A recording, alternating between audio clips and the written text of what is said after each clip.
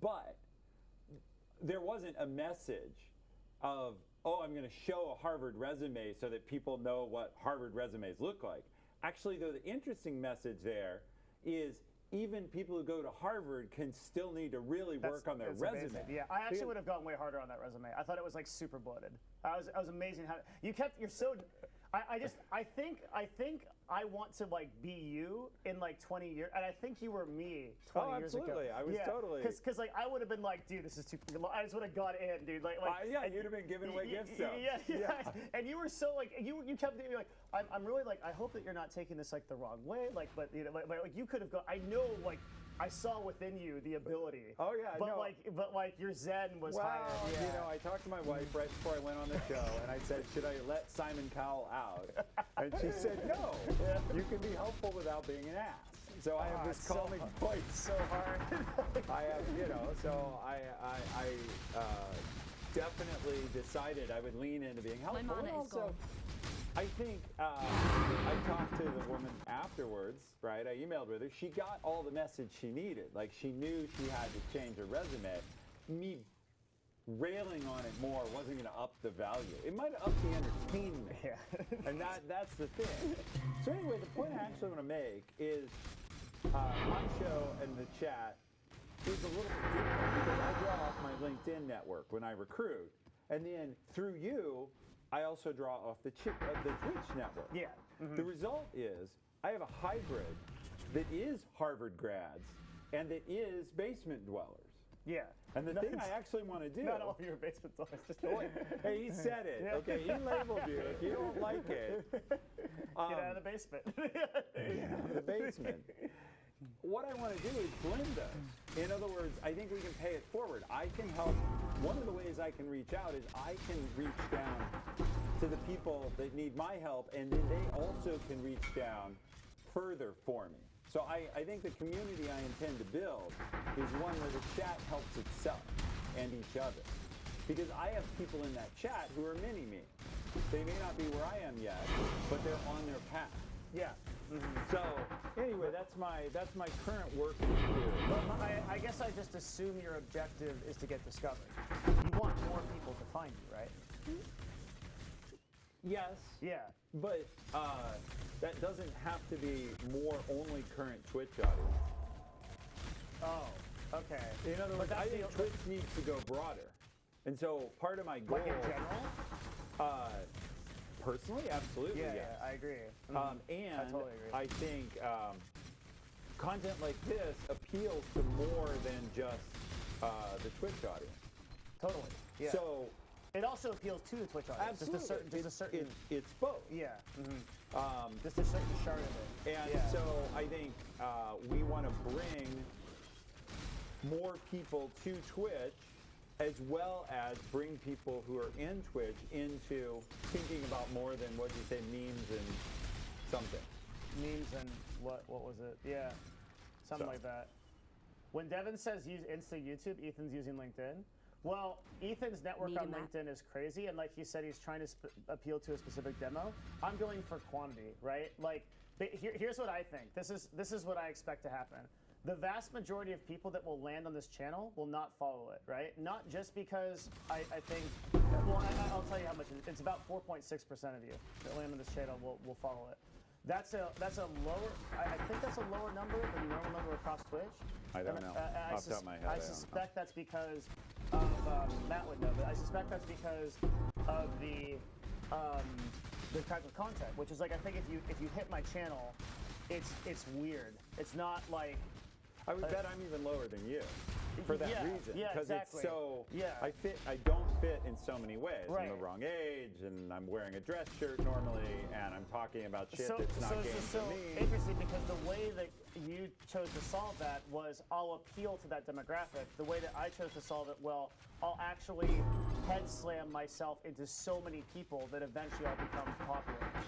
Because like, okay, 4%. Engineer, marketer. Yeah. Right? Yeah, that's true. Oh man, that's so good. Yeah, I never even thought that way. But you see every problem, see a marketing problem. Yeah. I see every problem, and I see an engineering problem. So interesting that you're 100% right. Yeah. Because I looked at it, I said, well, 4% of 3 million is higher than 4% of 100,000. If I appeal myself absolutely. to 100,000 people, I'll get 4.6% of that. If I appeal myself, and that's why I've done so many collabs with, like, right now, one of the big things I'm doing is, you know, the Trainwreck podcast? Yeah.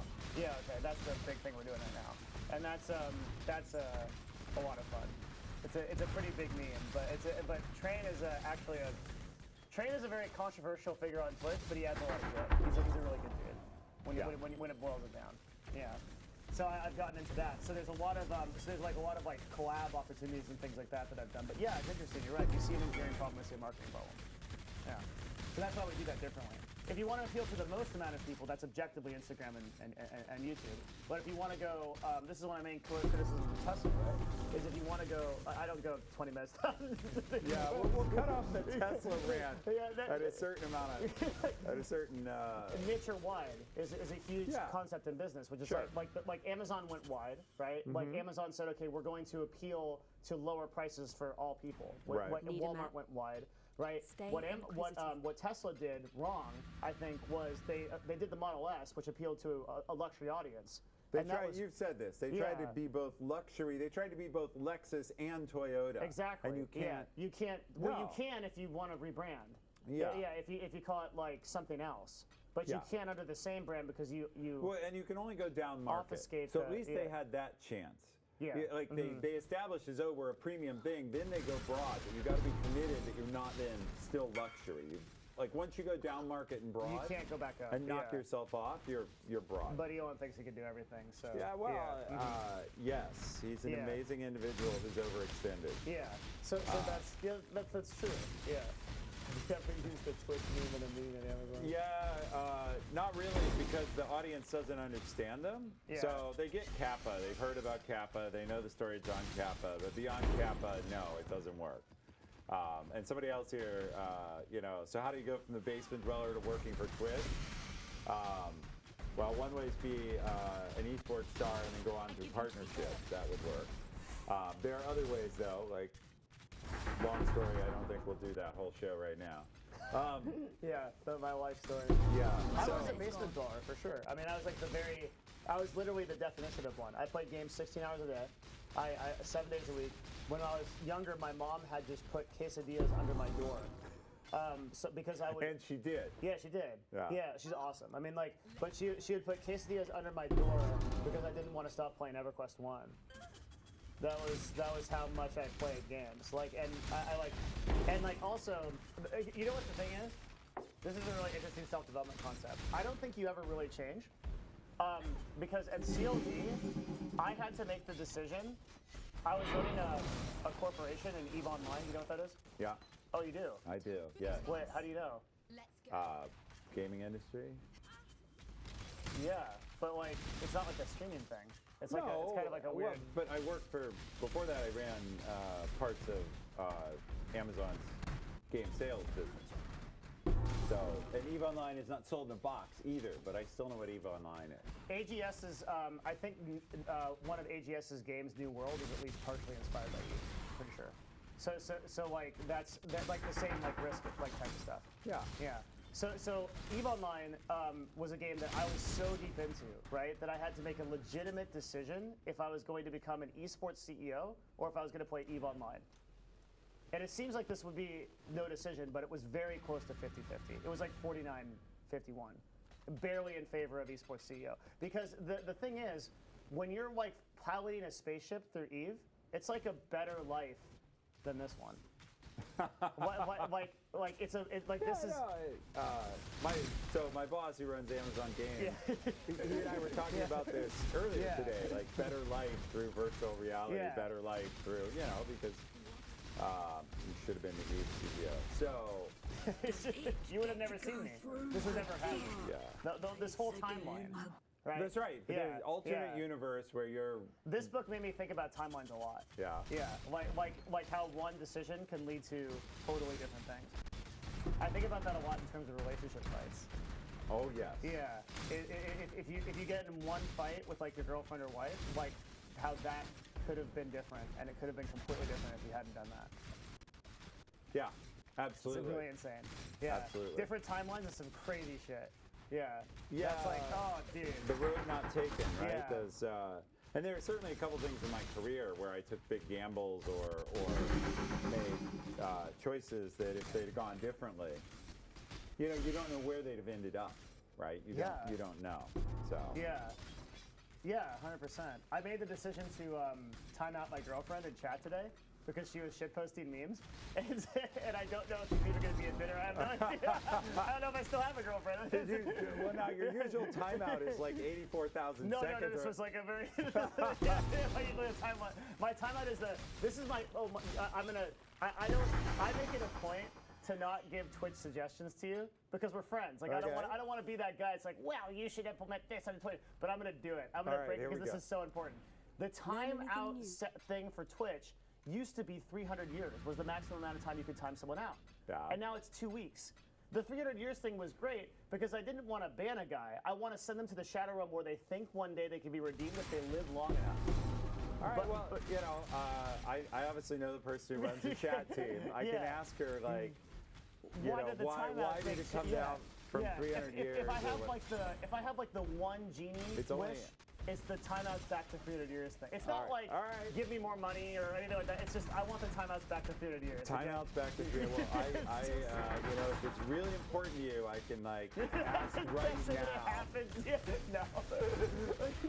I don't. But that's a good question. Remind me later, and I'll find out like why did we turn? It'll probably be something really dumb, like we moved to a new language and it didn't like the 300 years major second. Either that, or I thought that there might be a data problem with keeping track of timeouts that long. Because why would you want to do that when you could just ban someone? Yeah. No, it's like very irrational. Yeah. Well, I mean, you've got like a weird because you're really banning them. Unless you put your brain in the bottle, you're banning them for your lifetime. But that's what I want them to believe. Yeah. Like, it's the same idea behind life sentences, like 5 life sentences. Like, why do you give someone 50 life sentences? 5 life sentences? Yeah, because they're like, well, if I live 50 more times, I might be able to get out of this thing. It gives that modicum of... Did you watch The Dark Knight? The movie? Do you like this movie? I do not. I'm not a huge... I feel like some of the Batman movies, I don't know. I've apparently poked the bear. This is the best movie ever made. Okay. The best movie ever. We're talking about Christopher Nolan, not Batman vs. Superman, which I completely understand. That movie is bad. I was here when you bagged on that. Okay, but the actual Dark Knight. I can't get that thrilled about the Batman movies. Okay. They don't do it for me as much. I'm sorry. They're fine. Before he's just a Superman. Yeah. Okay. Now, are we going to go into who's the best superhero? Let's not. We've done this talk already. No. But what I'm going to say is in The Dark Knight Rises, there's a scene where Bruce gets put in the pit. Right. Okay. And the whole point of the pit is that you can see the way out. But you can't actually. You can't actually get out. Yeah. Okay. Yeah. That's the purpose of the 3-year timeout. Okay. You're trying, but somehow in that case you can get stronger by striving, whereas in the pit, because they strive to get out. And I encourage other people to improve their lifespans and become healthy and eat well to try to get out of my 300-year timeout. 300-year timeout? In the same way, yeah. All right. Maybe I could time out for 100 years, so it's like theoretically possible. Interestingly, timeout is, I don't think you can you untime out a person? Totally. Okay. Yeah. You actually just type, I don't know, I don't remember how you do it. Okay. I think Matt would know. I TO'd them for the max time because they wouldn't even exist on my ban list. They would be completely erased, not just from my mind, but also any data source I can see on Twitch. There you go. Yeah. They're not on your ban list. That's hardcore. All right. It's slash so unban. You can use unban as well. All right. There's a lot of interesting... them out. It's like overloaded. Okay. Yeah. There's a lot of interesting stuff that you can do in Twitch chat. You can actually clear Twitch chat. You can just like clear the whole thing. Yeah. Yeah, and then you can also. What are some of the fun things like slow mode, sub mode, emote only mode? That's one of my favorites. Emote only mode is awesome. We've had to do that a few times. If emote only is like literally the Twitch nuclear option. Like if shit's just going wrong, like you've got to, and then they can only post the little angry face. Then that's nice. All right. Are we going to try and talk about Decisive at all? A little bit? We have lots of time. Good. Yes, we do. I have no idea what time it is. It's not even quite 3 o'clock. Yeah, on this timeline. On this timeline. Yeah, we're going to talk about this. We're talking about making better decisions. I feel like I could talk to you all day about things. Yeah. Let's do it. If you want me to be on track, I will. No, you can no, send me the gang sign. The Amazon I'll just sign. pick up the book and like. So as we were here to discuss, Devin. No, we don't have to do that. Yeah, it's good. But I see all these interesting questions go by, and I love to dig into them. Right? I've seen some there, and I know they're in Discord. And like, we could also pull up the Discord here. Yeah, too, so let's that you do can that. see it. That's good too. yeah. Because in theory, this should work. Oh, you gotta like go after these people. There's 1,500 online in Discord, but they're not all watching. Yeah, I know. It's just something they don't do. They turn off their notifications. That's the problem. You guys wouldn't do that to me, right? Turn off your notifications of Discord? Yeah. Hello. My mana is gone. Damn it. So do you have any idea how many people actually read the book? Like, how big is the book club? Usually somewhere between like 50 to 100 people read it. Probably Nice. more this month. Nice. I don't want to read this. Okay, we're here. All right. You win. It's above that. Yeah. Still above. There you go. We've penetrated the. Wait, what's this? Learn anything new. Okay, so it Ask Ethan in the theme channel. That's where we are. So, Devin with Retract, thanks, man.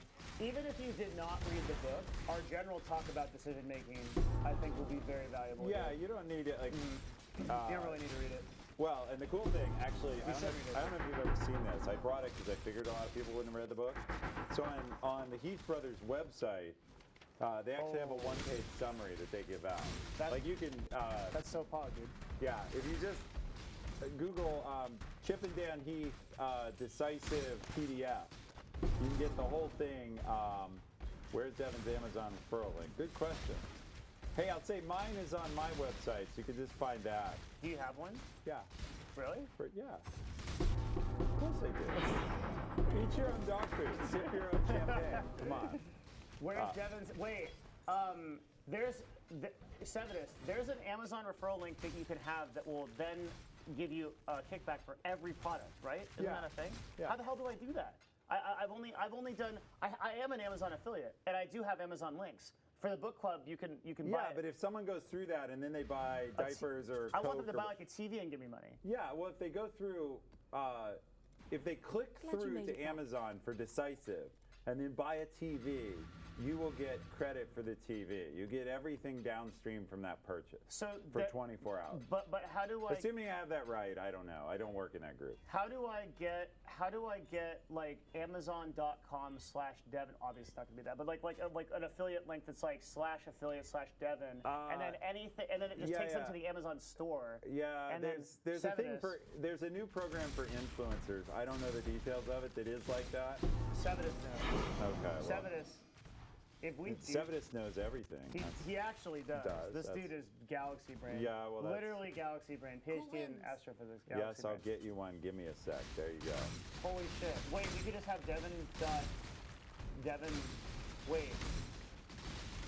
There's, Do you need there's the link to the book. And yeah, I'm sure the book is available. down in book Europe. is to to strike strike when they are exclamation fighting mark each other. I cannot claim sorrow. You've made your show a fool. Because, yeah. Well, his is tagged to you though. It's tagged to Elixia, right? No, if you go to the book club, shit. I need to go to Twitch chat. He's busy selling now. We've lost him for any. No, this is important. Okay, I'm gonna believe you. Twitch chat, type book club again. Yeah, type it again. Yeah, Mill02. Okay, so now we go to book club, and then we go to the book club. Here's the Amazon link, amazon.to/2K whatever. If you want to buy it on Audible, right? I created links for Audible, softcover, and Kindle, but that had to be 3 links. And what I want is Amazon/Devin. How are your maps? That takes you there. My tag is mylixia01. Right. So how do I make it so they can just buy anything? I don't think we don't.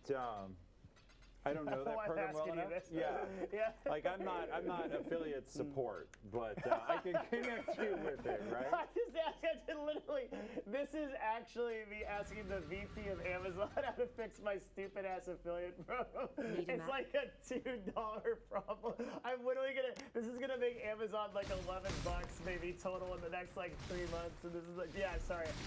You're right. You're punching down for this one. I should be more. Yeah, okay. It's all good. Asking if we But anyway, if you don't want to buy the book, which you should totally buy from Devin's stream, you can get the one-pager and you can read it while we're bullshitting. And, you know... In the time it takes us to actually get to the book and explain it, yeah, you just can read the probably, find the PDF. You'll I be keep way this ahead of- stuck to my wall so I can use it whenever I need to. That's smart, yeah. You know, and you can get the summary and like... and there's Sevidus with your magic answer, right? Amazon.com/your Does tag. that work? It's going to take you to Amazon.com, and it's going to be tagged to you, and everything they buy, you'll get an affiliate. Assuming I understand the program right. Are you serious? Yeah. If people go through that and then buy... Anything. I believe so. So, again, not my program. I can't guarantee it, but God says it's true. And I say it's probably true. They have to check out within 24 hours 24 and not hours. use another tag before they check out. That's right. He's right. Yo. Of course, God is right. That's insane. I'm going to be the one on first class. There you go. That's insane, dude. That's actually real money. Like, guys. Actually, there's a few people on Twitch who make tons of money off of their chat shopping on Amazon as a support mechanism. I know you guys will do that for me too because you're awesome. And because I'm so Amazon has excited. everything you could possibly need and fast free shipping, and if you're in Prime, you get a free monthly sub to a Twitch channel of your choice, right? And those people get the same payout that they get from any Twitch sub. And yes, now, see, some over here in Discord said I'm an ad god, so I've got to give the ad statement. Wait, but they linked post memes. You might be you might have. I don't know. I may be getting all kinds of shit. Yeah. I don't know. Yeah, it's memes. Yeah. It's memes. Rat in a cage. It is so funny to see you do a call to action for Amazon, and like when I'm thinking about it, I'm like, it makes sense because it's your company, but it's also like why? Like you're making it like it seems like because people don't know all the good we have. They know little slices. Yeah, but as in the time that it took you to do that pitch, probably like 1,000 people signed up for Amazon just because, like. It's principle. Yeah, it's absolutely like you got to live your How are your maps? your business. I don't know. I don't know. We missed it. We were looking away from chat. And could be 1001. Could be it could be. That's right. Wait, you never know who you're not reaching. It could be 1,000. So. What are you guys talking about, static? Sellout's a symbol. They don't know. Oh no, there's something. I don't know. Maybe I'm knocking my mic or you are. Static sound. We got bad sound. A bunch of people say there's bad static. One of the mics has static. Static text on screen. Oh. Nice. Sellout mode activated. Well, if we're going full sellout, we've done this before, right? So among the things that I native was sub-gifting. You made that? Yeah, I made that. My team made that. Did you invent it? Yeah. Well, the real guy who invented it is somebody you know. If you gave credit to a single person, which isn't really true, it would be Twitch Scar. Oh. Because Scar is the community whisperer, and it's like, but really, I mean, people have been begging for gifting for a long time. Yeah. Like the community long before me wanted gifting. Right. So we built it, and we saw it was working well, and then we saw that crazy people in chat were over and over going through the checkout to like give in order. Yeah. And Scar did much of the analysis to pull together the stats on how many people were doing clustered gifts, like one after another. And we said, oh, hey, maybe if we just made it easy to give a whole bunch of gifts at once, they'd want to. Yeah. Mm-hmm. And so community gifting was born. It's an amazing idea. I still think it's one of the craziest things. I did a whole YouTube video about how insane that idea is. Because you managed to, so Twitch, what Twitch managed to do that was so genius, Twitch never got a cut of donations. And then Twitch took all the money that was going into donations and put it into sub gifting, but didn't piss streamers off. and the reason is because I can't wait to hear what you say the reason is. Because we have a reason that we believe is right. I want to see if it's the same thing you said. Okay, I think the reason is because Twitch gifting subs increases what's the word? Increases stickability is the word I would use for people on the streams. So objectively, if you so previously, if I got donated $100, okay, I would get $100. That makes me happy. I like $100, right? Now, if I get gifted subs, I get half that, right? So that would you would think that would anger streamers. You never heard a peep about that, right? Why not? Well, because what happened was, see, the chat is smart. Yeah. What happened was I got that value back in terms of people staying on my stream, subscribing again, and then interacting and engaging with me. And Twitch managed to make it more valuable to gift subs than to get the full value of the donation. That is insanely. And Raven here's got it. Yeah. My sub is a result of a gifted sub I've never let lapse since I got 100%. And Raven, you've been here like every day posting really intelligent stuff, and that gifted sub maybe it helped you do it. Yeah, what sub gifting did. Let's go, Frosty. I knew. See, we do the sellout. Sellout mode has been turned off, so now we'll talk real business. But we had to do it until a gifted sub, until a community gift now came all through. 5 of you have to stay forever. Yes, good trap. Thank you. Welcome. Frosty Cask is such a cool person. That's awesome. Thank you so much. So no, the idea was Bobby's point.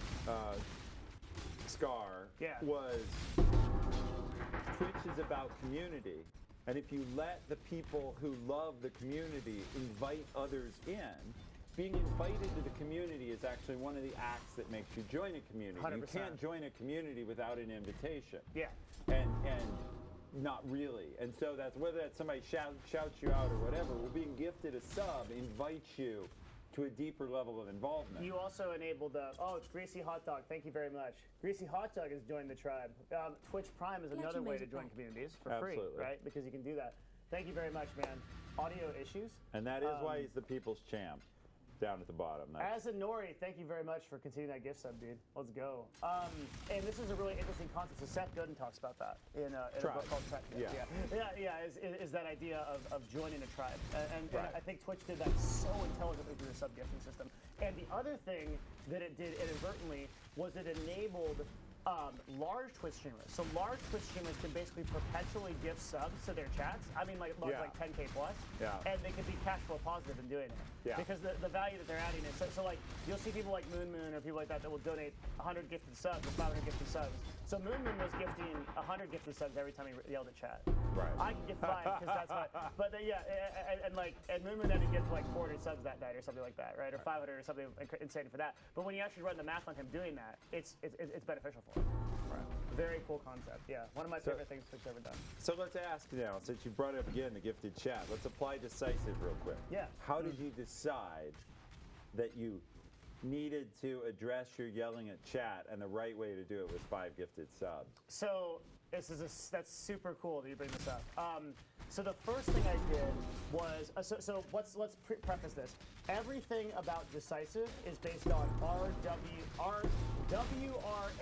called RAP, right? Widen your options. Somebody needs. Here we reality go. Test your assumptions. Attain distance before deciding, and prepare to be wrong. So these are the 4 things that you do to make a decision.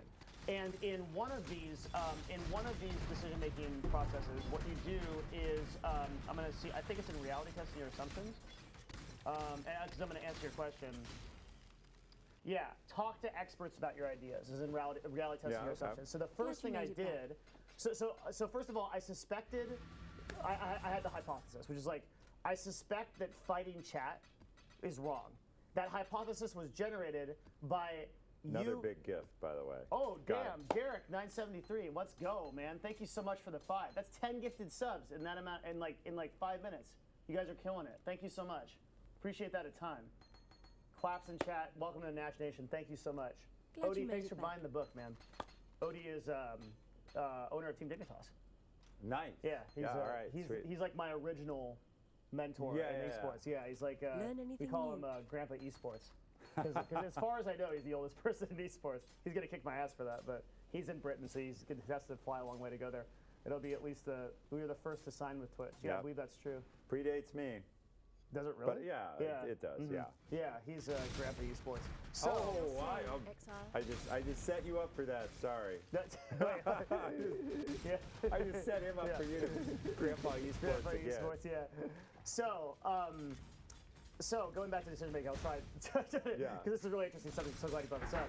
So first of all, I had a hypothesis. The way I generated my hypothesis, transparently, when you came into my chat, was about the same moment that I just flipped out on someone. And then I thought to myself, is that, if there are people of your caliber in my chat, even one person coming in my chat, is that the image that I want to present to a person? And it's a funny thing that I kind of like freak out at chat, and chat like kind of likes it. But is that the best course of action? So that generated the hypothesis. Okay. So from there, I went on Train's podcast, go to Reality Test Your Assumptions, ask experts, and I talked to everybody on Train's podcast, and I said, do you think it's right to rage a chat? Well, everybody now here's what makes the decision making so interesting. Everyone in Train's podcast said, sure, of course, right? It's perfectly fine to rate a chat. And I figured that them saying that was because they're huge. So everyone in Train's podcast are huge streamers. They have like at least 5K concurrent subs, right? And that's not me. I'm usually hovering around like 300 to 500 viewers, whatever, right? So I'm not that person, and I haven't been that person. So then I could have stopped the decision-making process right there. I just said, oh, well, Train's chat says it's okay or Train's people say it's okay to do it. So that's like the top 9 other people on that podcast that are big streamers. That's a lot of authority that just said that. I could stop the decision-making there, but I didn't. What I did instead was I took the last week and I went to all of the big stream chats and I watched for them to do it. And I looked at Moon, and I looked at Soda Popper, and I looked at Red Bull. None of them actually do it. So they're saying that they rage at chat, but they're not actually doing it in practice. What they will do is they'll respond to one line with a funny kind of sarcastic comment, and they consider that raging. But what I'm doing is I go 3 lines deep, and they respond, and I respond again, and I'm just You're clubbing the baby seal. Yeah, exactly, right. Which is a really different behavior than what these large streamers are doing. Right. And how I arrived at the final decision was okay because people are not actually doing this. This is probably not the best use case for me to do. Now, how do I enforce this so that I can actually do it? Because if I one option I thought about was I could just post on Discord, hey, I'm going to try not to rage the chat. Yeah. But if I do that, I don't think the stakes are high enough. Yeah, sure. It's good intentions. It's good intentions. Doesn't really matter. But if I actually say I'm going to gift 5 subs every single time I rage a chat, it does 2 things. One, it gives them, I think, a little bit of a challenge. It's maybe we can make them. And some people are going to do that. Yeah, of course. But number 2 is I think most people, especially people that are core in our community, will be like, all right, he's taking a legitimate effort at trying to do this, and the stakes are $12.50 every single time he messes up. So I better, there are some days where I don't make $12.50 on the stream. But I better not screw up, right? So that's the whole thinking of this. Yeah. So what do you think? Well, whether the decision's good or not, I mean, what do I think about raging at chat? That's the decision. Yeah. The decision. I'm interested in what you think about raging at chat too. So I've thought about that. I mean, it is funny when you do it. Yeah. Okay, but is it what you want to be doing? That depends on what kind of stream you want, right? If you want a high conflict stream or one where that's part of your meme, then great, I guess. But what I do like about it is what I've seen you when you rage is what normally trips you is where people just tear someone else down. Yeah. And I do think you can give the feedback, stop, that's not welcome here, without going off. So that's a stylistic choice of do you need to, because when you get mad, you sometimes go into an ad hominem attack, right? Yes. So an ad hominem being at the man, at the person. You basically attack the person instead of the issue. Right. Yeah. And so I think, given that you're trying to educate people and get them to raise their level of discourse. I'm the stoic. Yeah.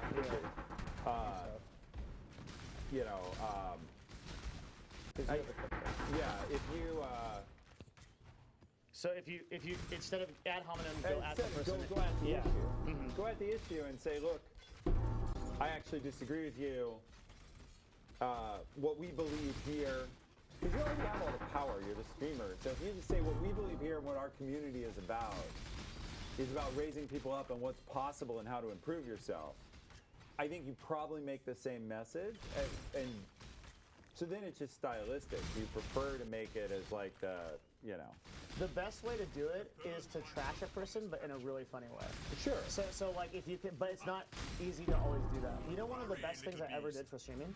I took an improv class. Have you Yeah. ever taken improv? I haven't. It's on my I think you bucket should. list. Yeah, I think you should. Like, there's a, and what's so cool is you're closer to downtown. Well, you're not actually close to downtown Seattle, But you I'm there every day. You do it every day. Yeah. There's some really, if you want, there's some really good theaters I can recommend you. And it's like I would take a class with you, 100%. All right. Like, it's really. Isn't that what this is? Like, I just have to build on what you say and set you up, right? Yeah. This is a form of podcasting is definitely a form of improv, but doing it in a deliberate theater is like the applications. There was a big article in the Wall Street Journal about the applications of improv for executives. Absolutely. And it's just the ability. Like, we tend to think of improv as just sort of like a comedy thing, but it's really No, it's all about brainstorming. So the ask here in chat is, can we do a stream of us taking improv class? yeah. We could have a. Yeah. Well, you can hire the improv people to come in. Oh, really? Yeah. There's definitely. I mean, it's probably more than we want to spend, but Yeah, you could yeah, absolutely get an improv person to come here and have us do improv with them under instruction That's for a true. stream. Yeah, That might be cool. that would be really cool. That might be cool. We should. Yeah. That would be really That cool. might have to happen. Well, you can always. That has never been done on Twitch before. I'm pretty sure. Like that's. It's Yeah, that's interesting. actually- We could set the funding goal and do it that way. Sure. Find out Yeah. what the hell it costs. It probably doesn't cost that much. It's no. Yeah. I mean, Actually, let's face it. Improv people, some of them aren't making all that much. actually, I know the guy that we could do it with. Okay. I think. So the guy that I took the Improv 101 from that ended last month was super confident, and he does theater. You know where the gum wall is? And of course you do. Yeah. Yeah. There's a place across from there that's like a little janky theater. Yeah. And they do improv there, and he's the guy's. Yeah, we could get him. And I'm pretty sure he wouldn't charge much because I'm pretty sure he doesn't have a lot of money. So the claim here is Renaud's done it, but that's all right. Reynad made a 4-hour improv class in his format Game Changers. Yeah. He didn't do it with us. Zuck Bria, thank you very much for the tier 1. Tier 1s, by the way, if there was a way to make Twitch Prime renew, oh my god, but you can never do it. But dude, thank you so much. Tier 1s are so good. How we doing? I thought it was It's me? I- Is it just because it's the mic's buried? Mic's burned out, is it better? Still I don't know. saying exile. Well, you can see. Otherwise, I mean, if it's interference, it's probably something electronic, but my phone isn't near it. I'm gonna write that in the show notes, guys. We're gonna do. I think an improv class, dude. Yeah, improv class seems like fun. Let's say whatever it costs. Let's say it costs $200 to chat. Would you guys donate for it? Yeah, sounds like Ethan has a short. Well, they'll switch my mic, or I can pick up the hand mic. It got bad when I moved. Well, shit. Back to the hand mic. Yeah, I'll be back. The whole point of this fucking couch was to get me off the hand mic. That's actually great. Oh, man. No. Yet you would. Yeah. Twitch chat says they won't do anything, but then they come through like champs. Everything is reverse I mean, you psychology. support the whole site, right? Without Twitch chat, there's no Twitch. So. You would learn improv, yeah. If it was just 200, I would fund it. Not the whole thing, Frosty. You're crazy. Frosty would actually do the whole thing. Yeah, well, he's donated. It came up. He's donated 23 subs this month, He's so a he's at madman. $115 already. There's a couple. So real funny. I told you I pay my mods. I pay the only mod we have on this chat is Nightsuni, and he's been here for You wanna switch 6 me out? years. Unplugged from there. And I every time I pay him, he immediately donates it all back in gift subs, and I can't stop him. It's great. All right. Oh, make it a sub goal and not a donation incentive. That's a good plan. Yeah, because $200 in subs is Fan not of that. Like donations, they're not. better than $200. They're not part of my team. That's all I'm saying. So the full-time goal. So if you talk to any Twitch executive, Is the static gone, by the way, chat? Let us know. should be better. Yeah. Yeah. Let us know if Ethan doesn't sound like Ethan. All right. What's good. Is yes good or All yes right. bad? Yeah, no, yes means good. No static. Sweet. Okay. Fixed. You did this. I made it. Okay, I'm gonna test you. Because I've heard the same thing from every Twitch executive, but I've never asked you. Okay. What is the- Remember, I'm not here to answer Twitch questions. Oh yeah. No, sure. go ahead. Yeah, What's the question? I'll see if I can do Okay, it. that's true. What's the number one goal? I'm memeing you. That's why I was here. Yeah, have at it. What's the number one goal of Twitch? Number one goal of Twitch is to build the community. Learn anything. Twitch Yeah, is community oriented, right? They like Twitch exists. Twitch got founded. Actually, like, you want the life story of Twitch? No. Oh, all right. I just wanted to meme. All right. I thought that the thing. I mean, I kind of do, but like, it's Justin TV with the what's up? It's like Justin TV with the like.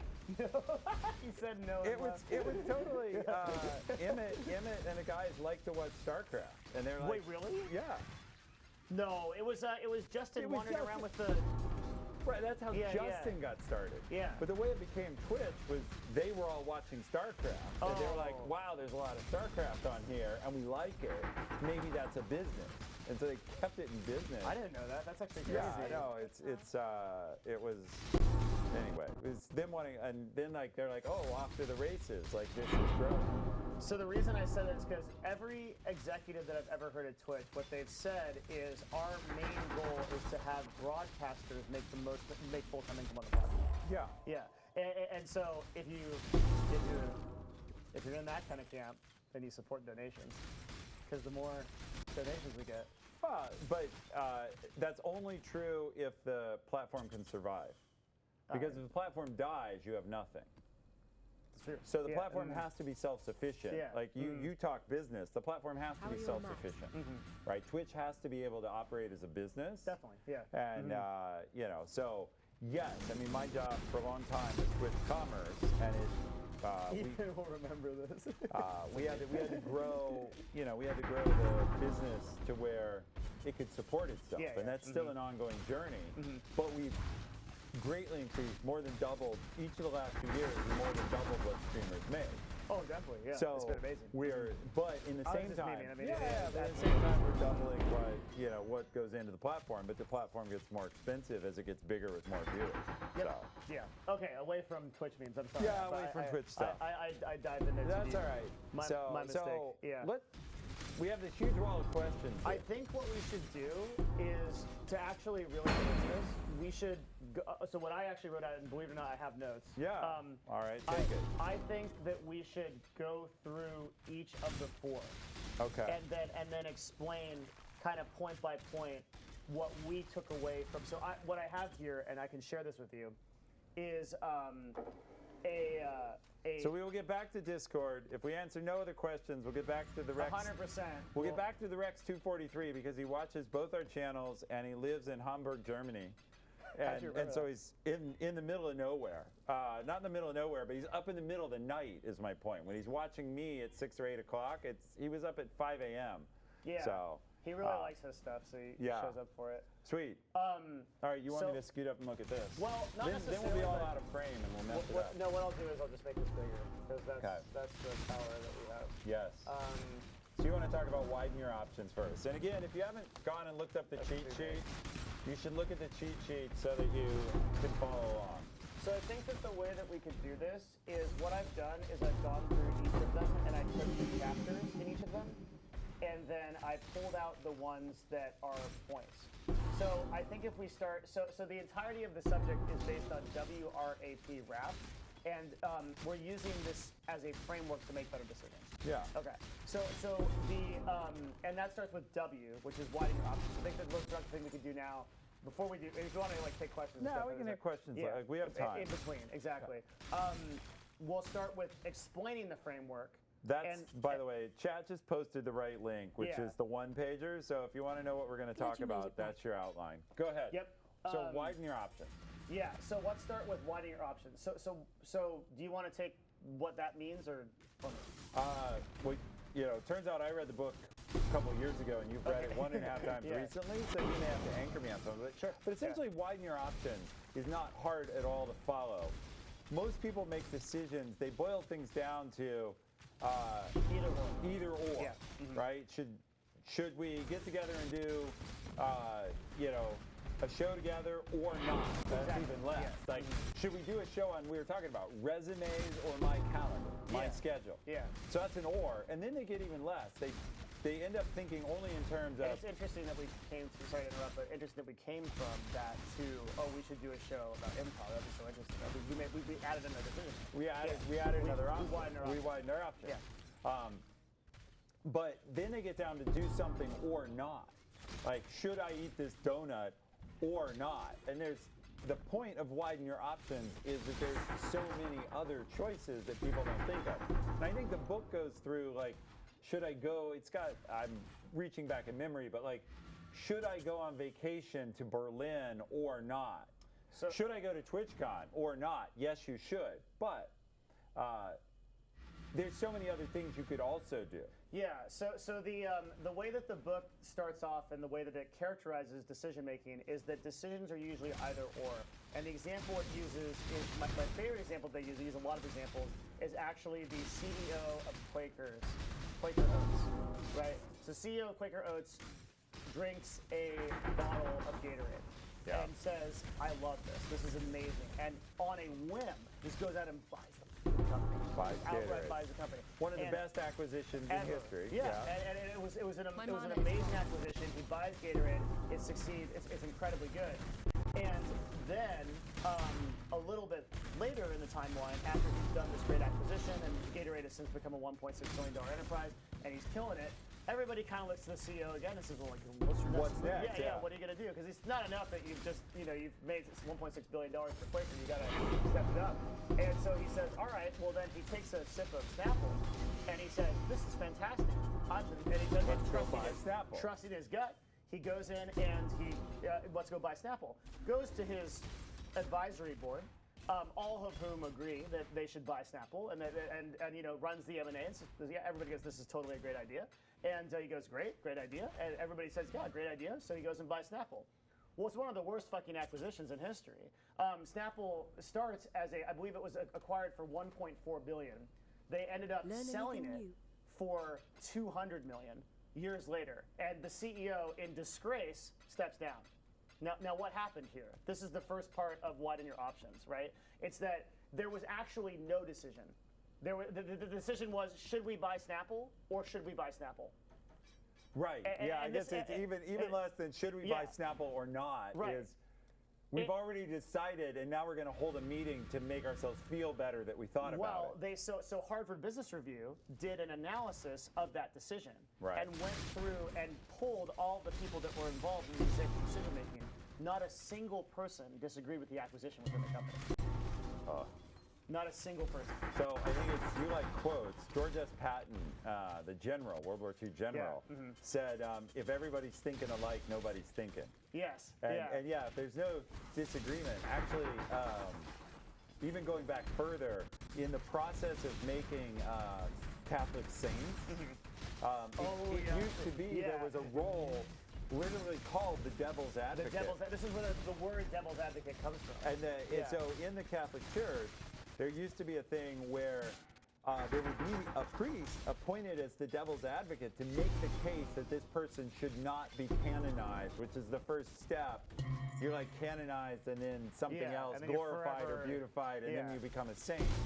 His job was to make it so people didn't become saints. And in fact, since that was eliminated, I think like by John Paul II, it's like 4x the number of saints. So we've turned on the saint factory by getting rid of the decision making. Because now it's, is Mother Teresa a saint or is she a saint? It's not, there's nobody whose job it is because it's a hard job, right? Like Oh, your yeah. job, Devin, is to make the note that Mother Teresa doesn't make the bar. That's your job. Yes, yeah. So like this was an unpopular hard job. And you have to have a very deep respect for the institution to be able to have that job, because you have to you can't just be a person that's just there to troll, right? You're not a troll. You're a person that's there that says, look, I really love the Catholic Church. I'm here because I want to defend it as an institution. Right. So you're doing good for the. It's a very hard, a very difficult job. But to do that. the point Yeah. in the book is that you need he had no, in the Snapple decision, there was no devil's advocate. Right. There was Yeah. no one assigned to the no case. Yeah, and that, in fact, this is the case with almost all of our decisions, right? So you might be deciding, should I get this job? Or should I get this job? Or should I get this job and should I not get this job? Or should I break up with my girlfriend or break up with my girlfriend? And then, moreover, we're going to get later into the reality test of assumptions, which is the R part of this, but moreover, what you'll also do to make this even worse is you will go out and you will go find people who confirm your bias. Of course. So if you want to buy Snapple, you will go to all. You won't like creating a committee of people who disagree with you will be the last thing you can do. You'll go out and you'll find everybody that is the most pumped about Snapple, and then you'll get them in your camp, and you'll say this is a great idea, and your mind will orient itself in this direction for every decision you And make. it's actually, I think it's deeper, right? Everybody knows the phenomenon. Like you're thinking about getting a new car or something, and suddenly you see that car. Like you pick a car you Yeah. like, and then you see it everywhere. Yeah. Once you decide, like I'm sure once he decided Snapple was great, when he walked around on the street or a restaurant, it seemed like everybody had Snapple. Yeah. Right, and it was in every store, and so it's super confirming.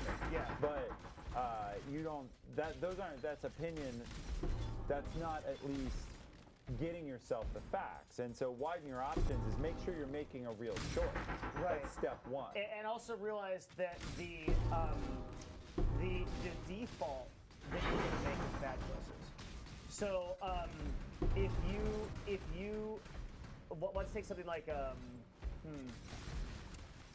my favorite stat in the book, I just can't remember it, is they took teenagers and how often they made correct decisions. Then they took business executives, and it was the same percentage. It was something like 29% or 20-something% of decisions made in businesses actually end up being correct decisions, like when reviewed by a board later. Yeah. And something like an M&A, this is really interesting, right? M&A is terrible. M&A is it's like something like over 80% of acquisitions of companies are just not profitable, right?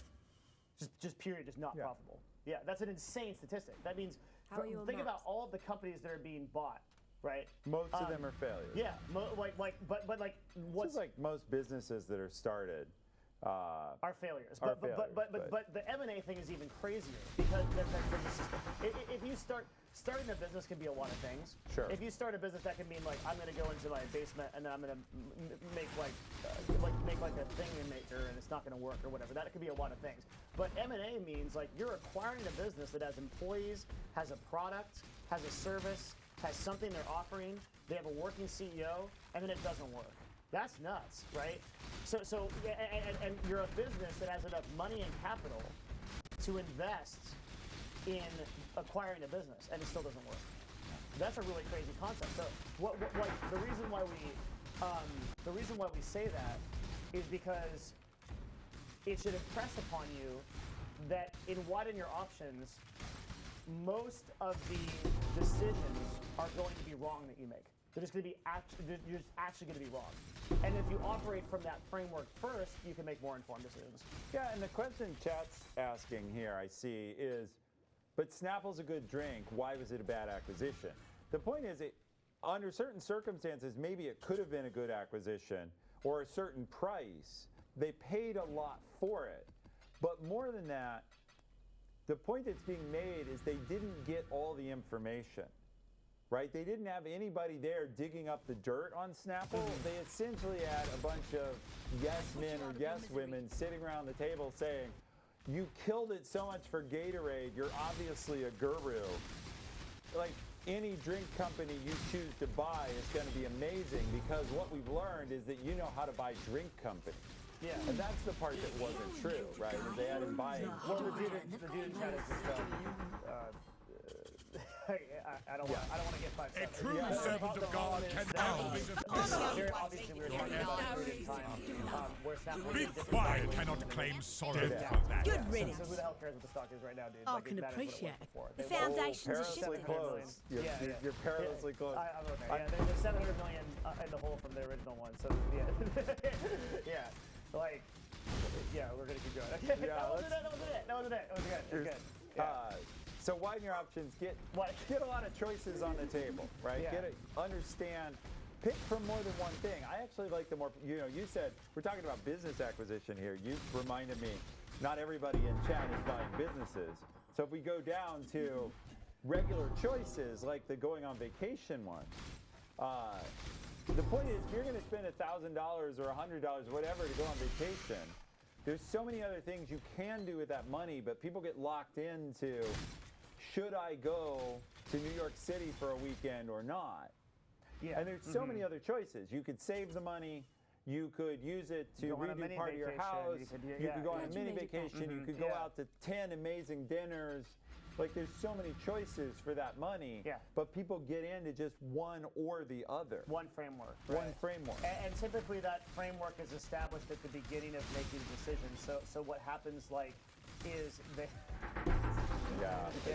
Yeah. We know this. Yeah, like they tend to make a decision, and now they're tunneled on that decision, ignoring those other options. So widen your options.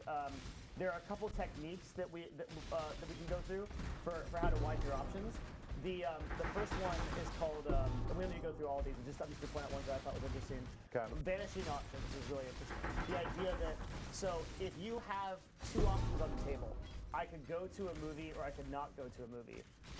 What is something you could do if you can't do both of those? Yeah, sure. Yeah. Other ways to spend your evening. Yeah. So what that automatically does is it eliminates those 2 possibilities from the framework and you have to add something in. It creates a void you have to fill. Yeah, and I actually think that's the Snapple one, right? It's Snapple. What if we couldn't buy? What if we couldn't buy Yeah, Snapple? just What would can't we buy do with all Snapple. this money we Yeah. spend? Like, what Which else was we a do? great question to ask. Yeah, exactly. Yeah. Let's see, and then, oh man, the other one I really liked in this one was playlists. Okay. So a playlist. So these are like Still actual saying suggestions that. in the book. A playlist is there was playlists and there was I call them SOPs, but I don't know what the company term for it is. So when you have like a thing you have to do in a company or in life, right? You might have a checklist. That's what. Right. Yeah. So a checklist might be every single time that we do this, we do a checklist. Yep. But what a playlist is when we come across a specific problem. Here's our framework for thinking about that problem. So a good example of this would be you have to fire somebody. Okay, like you're going to have to fire somebody. Firing people is hard. It's always going to be hard, right? And you're not always going to be sure that you have to do it. So maybe what you could do is you create a playlist of 4 or 5 bullet points, which is like every single time that I think I'm going to have to fire someone, I go through this playlist to decide if that's going to be the right decision. And all of these questions are sort of widening questions that help me reach that decision. Right. Do you do any of this in your day-to-day? I don't have, for Twitch M&A, for Amazon M&A, there absolutely is a playlist. Oh, like really? things they consider. There's a whole group that does that, but they absolutely have a valuation model and how they, all businesses have this, I think. It's sufficient scale where they've done a lot of company acquisitions. Yeah. They have a framework for evaluating. And at my personal level, I probably do have some playlists, but they're not formalized. Like I don't have them written down somewhere. But when I encounter situations, You go through the same. I go Yeah. through some process. I see. And there definitely is process for making investment decisions at Amazon. I don't mean corporate investment. I mean like, are we going to start this new project? There's a set of things we go through to decide, are we going to start this project? Right. Like Bezos has a set of rules. I think they're public and I can share them because he's talked about them. He asks 3 questions about every new project, which is it real? Is it worth it? Can we win? What is it real, man? Is it a real opportunity or is okay. it space fairies? Because like Well, you know, Yeah. like let's build a perpetual motion machine. Yeah, Not and- real. yeah. Is it a real market opportunity? I mean, is it worth it? Like there might be a real, you know. It might not be real, but it might be worth it. Like going to space is not real yet, Uh, but it's something that could. Yeah, Well, there's no market opportunity. Blue Origin doesn't make any money. not right now. Yeah. Maybe if it mines asteroids, but yeah. So, is it worth it though? There's some markets that so you won it. So you win the, you know, whatever, the home kitchen, decorating with flowers market. I don't know, Yeah. something that has the new couches for Nerd Fusion market. Not big enough for Amazon to bother with. Yeah. Of Right, course, yeah. and so it's not worth it. And so, is it real? Is it worth it? Is this industry persistent? Is it going to be available over time? Is it growing? Yeah. Like another thing we could just seek to win is like the CD market. Sure. Yeah. Like- well, really any market. I mean, But no, my Amazon. point is you could go win something that's like going downhill. We could go win the okay. high pollution anthracite coal market. Like this doesn't Yeah. seem like a great. I see. Yeah. So. Yeah. The people who talk too loud in movie theaters market and stuff like Right, that. yeah, we've got a total corner on it. Like, fantastic. Yeah. It's not very valuable. Yeah, exactly. And then can we win? Is just, do we have the right assets? Are we positioned, right? Because there are some things, you know, Amazon's an amazing company, but it's not positioned to do all things. Right. And yeah. so, and there are some things that others are much better positioned for. And so you wouldn't want to enter necessarily a market that someone else is way better positioned for unless you have something super disruptive. Yeah. Exactly. So those are. But my actual point there is that's a playlist. Yeah. That's a playlist right. we use to consider. And there's also My mana is internally gone. within Amazon, there's also a playlist to consider projects, right? So if a project is being submitted to you, or is this the playlist? This is Oh, part of this that is a part of that playlist, and then there's Okay, a set yeah. of steps. We're well known for a method called working backwards, where we actually we start by writing the press release of what we would tell the customer about the new product. Oh, no way. And Twitch has adapted that. Internally, they write a blog post. So if they're proposing, like we're going through our annual planning cycle for next year of stuff we're going to work on in 2020, and all the teams are writing up what will be the Twitch blog post or the TwitchCon That's so keynote cool. Yeah. of how we will How you keynote would the new present thing. this. Yeah. And so it's literally written like Emmett or somebody has the mic and is on the stage at TwitchCon. What are they saying about this Because product? it has to make sense to the It customer. has to make before sense to the customer Yeah. before you even consider building it. That's so cool. Yeah. And so if we can't describe it that way, Why you know, bother? we don't do it. Yeah. So that's playlists. The next one is this concept. I'm going to hope I get it right because it's so cool, called laddering up. Yeah. So this concept is the last concept in the first part of RAP, which is widen your options. Laddering up means it's that you take a situation. So let's say we have a problem like, well, I use the one that's in the book is the Walmart problem. So Sam Walton, the way he started out was he ran a small convenience store, basically. He noticed that there was a huge choke point at the. I'm using gamer terms. I don't think that's the actual grocery store word, but there was a huge What was the choke They call point? it a bottleneck. Yeah, but bottleneck, yeah. the process term's bottleneck. Call of Duty, yeah. Yeah, there was a huge bottleneck at the front of the store at the cashiers because Right. it would take so long to check out. If you wanted to go to if you wanted to buy kitchen supplies, you go to the kitchen counter and buy there. It's like how Macy's does their stuff, right? Like if you, You want have to go, check out everywhere. You got to buy the Yeah. kitchen stuff at kitchen. and you got to go buy buy the your clothes at the Learning clothes section. You got to go.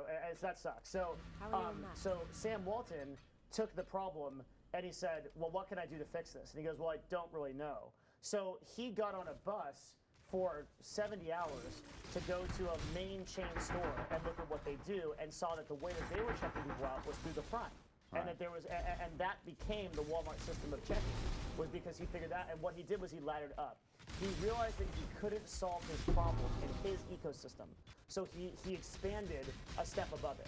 Right. And so laddering up means that if you're trying to make a decision, what you're doing is if you can only make a decision within a certain limited ecosystem, you boost your decision-making power out a little bit, upward and upward and upward and upward and upward. Right. Yeah, you just keep expanding until you hopefully find an analogy that then you can bring back or an Yeah. example you can apply in your context. So somebody here says bunny rabbit bomb, right? Literally look outside your box. Yeah. Exactly. Yes.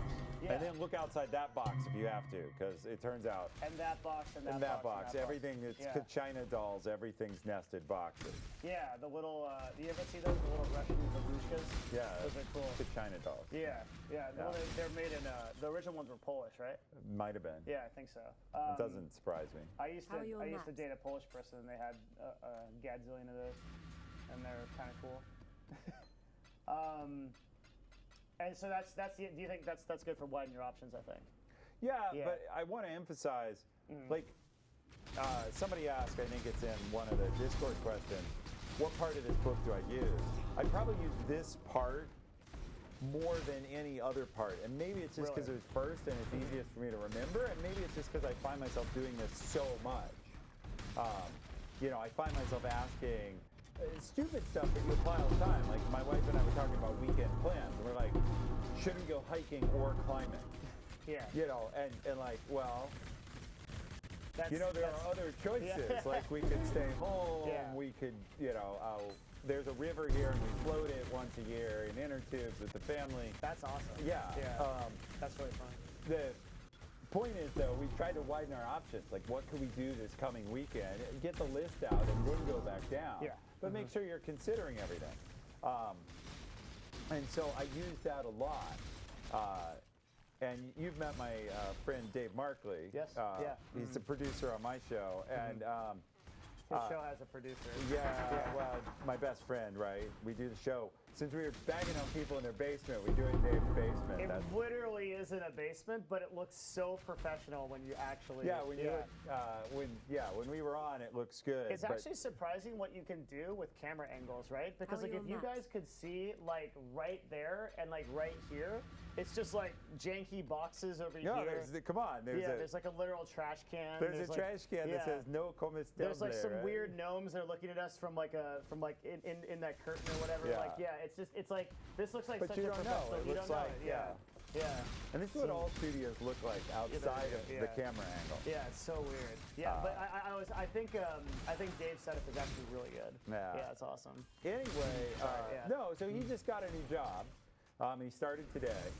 Oh, And- that's awesome. Yeah. Have you announced what it is yet? Yeah, he has. He's at. Oh God, now I'm blanking on. It's a salad. It's a salad. Isn't it? It's not evergreen. It's It's not evergreen. It's a simple simple. salad. Simple. Oh, they're gonna hear me and kill me now. It's Chat, what's the? no, it's simple. It's LA based. Chat, It's what not are Simple big- Greens, but big it's close salad to Simple company? Greens. Oh wow, blanking on the fly. Dave's gonna be all over me. I don't remember. Chat might know. No, not Simply Not simply Salad. salad. Sweet Greens. Oh, sweet greens. Yes.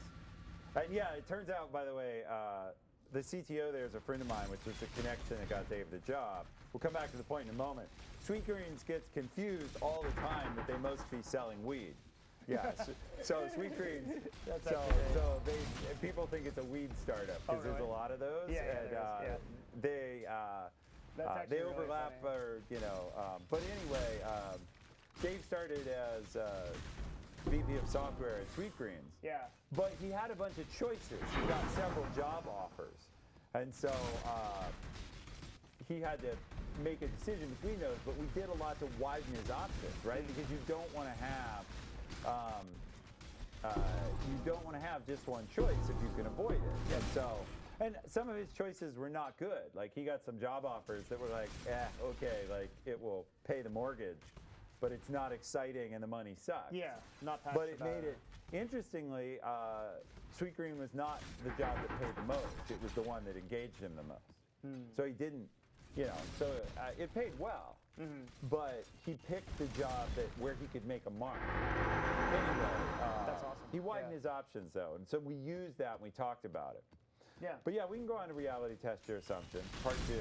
So reality test your assumptions is cool because the way that the way the book covers this is first to kind of demonstrate to you that reality is weird, and that it often doesn't operate the way that we think it does. And the example that I pulled out of the book for this one was if you're trying to sell a company, every article that's positive about you on a major media outlet increases the total valuation of that company by 5%. Wow. So to put that in perspective, Twitch chat, $100 million, let's say you're buying a company for $100 million. If I have an article on Forbes or CNN that's talking me up, that's $5 million. That's what that's worth. I believe that too. It's totally insane, right? So the idea is, if you're thinking about something in a certain framework, it may not actually be correct, or it may not actually be the right framework. Another one that I really liked was sometimes when we think that we are in reality, we're actually not. We're actually just looking to support something that we believe. So a good example of this is, and this blew my mind, which is why I brought it down, calling people for references. This is something that I've done my entire life, but my entire business life. Right. But I never thought of it this way. The book actually dogs on people that call for references, because what you're doing is you're calling someone that they recommended you. Yep. And then you're asking them questions about. So basically, it's like, hey, person that already likes this person that you recommended, are these people great, or are they really great? Yeah. And then you're further reinforcing your bias to hire that person by calling their references. Oh man, when I freaking heard that, I was like, oh shit. And apparently there's these techniques that companies do to stop that. What's that? Apparently there's techniques that companies do to stop that bias. Well, there are a few things. I mean, obviously the best way to get a reference, if you want a real one, is to network, to find someone who knows them that they didn't recommend. Yeah. Because we have such great tools to do that now.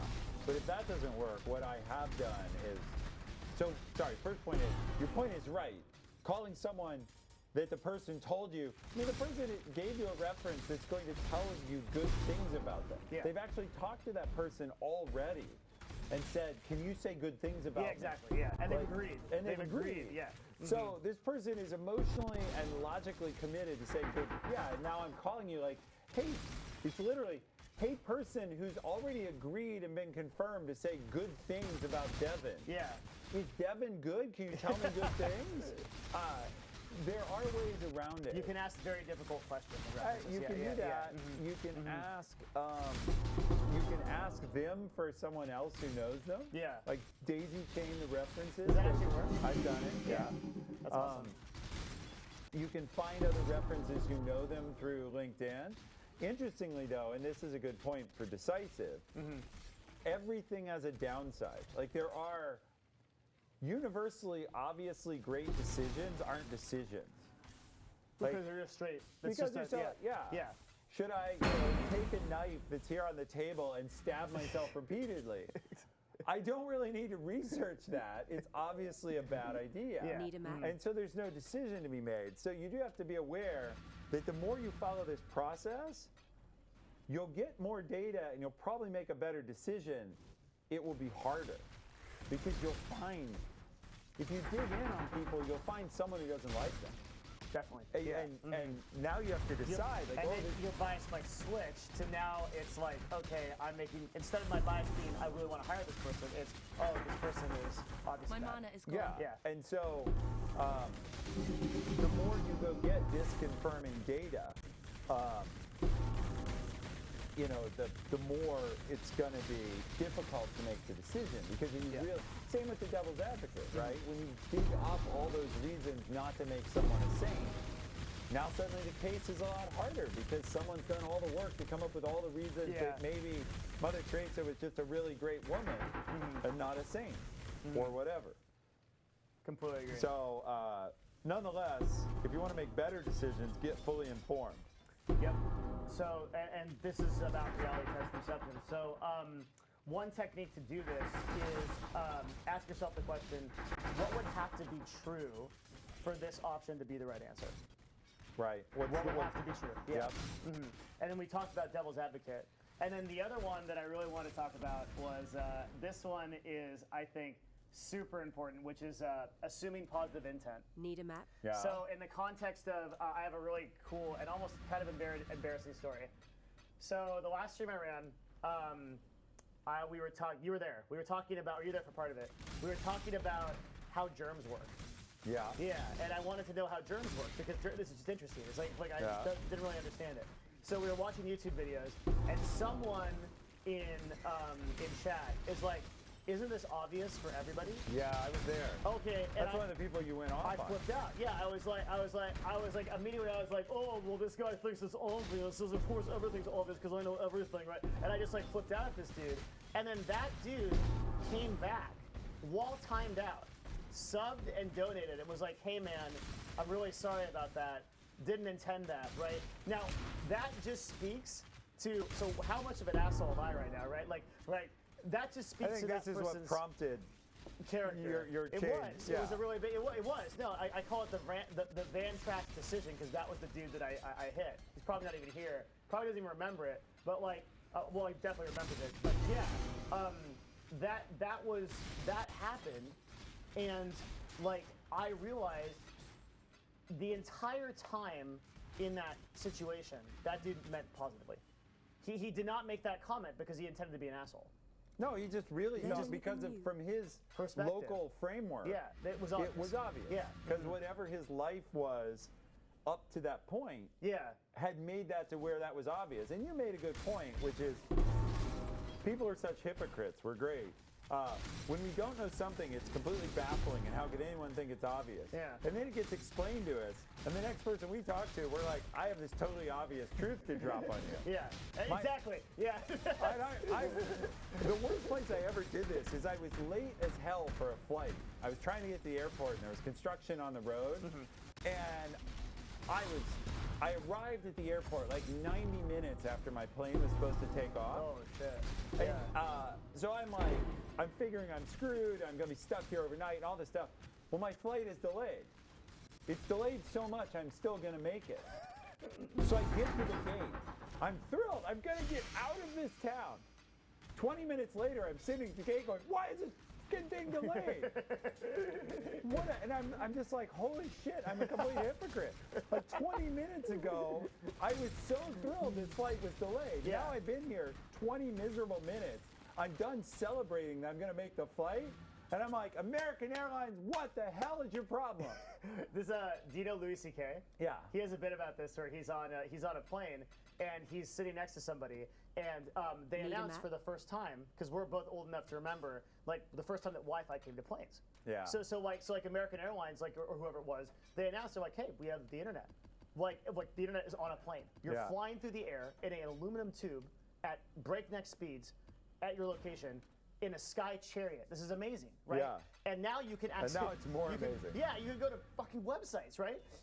So they get the internet on the site, and it works. Like you're browsing, like you're on the internet, you're checking your email. It's like freaking amazing. Okay, well, 30 minutes later, right? The internet breaks, and they're like, oh, and sorry.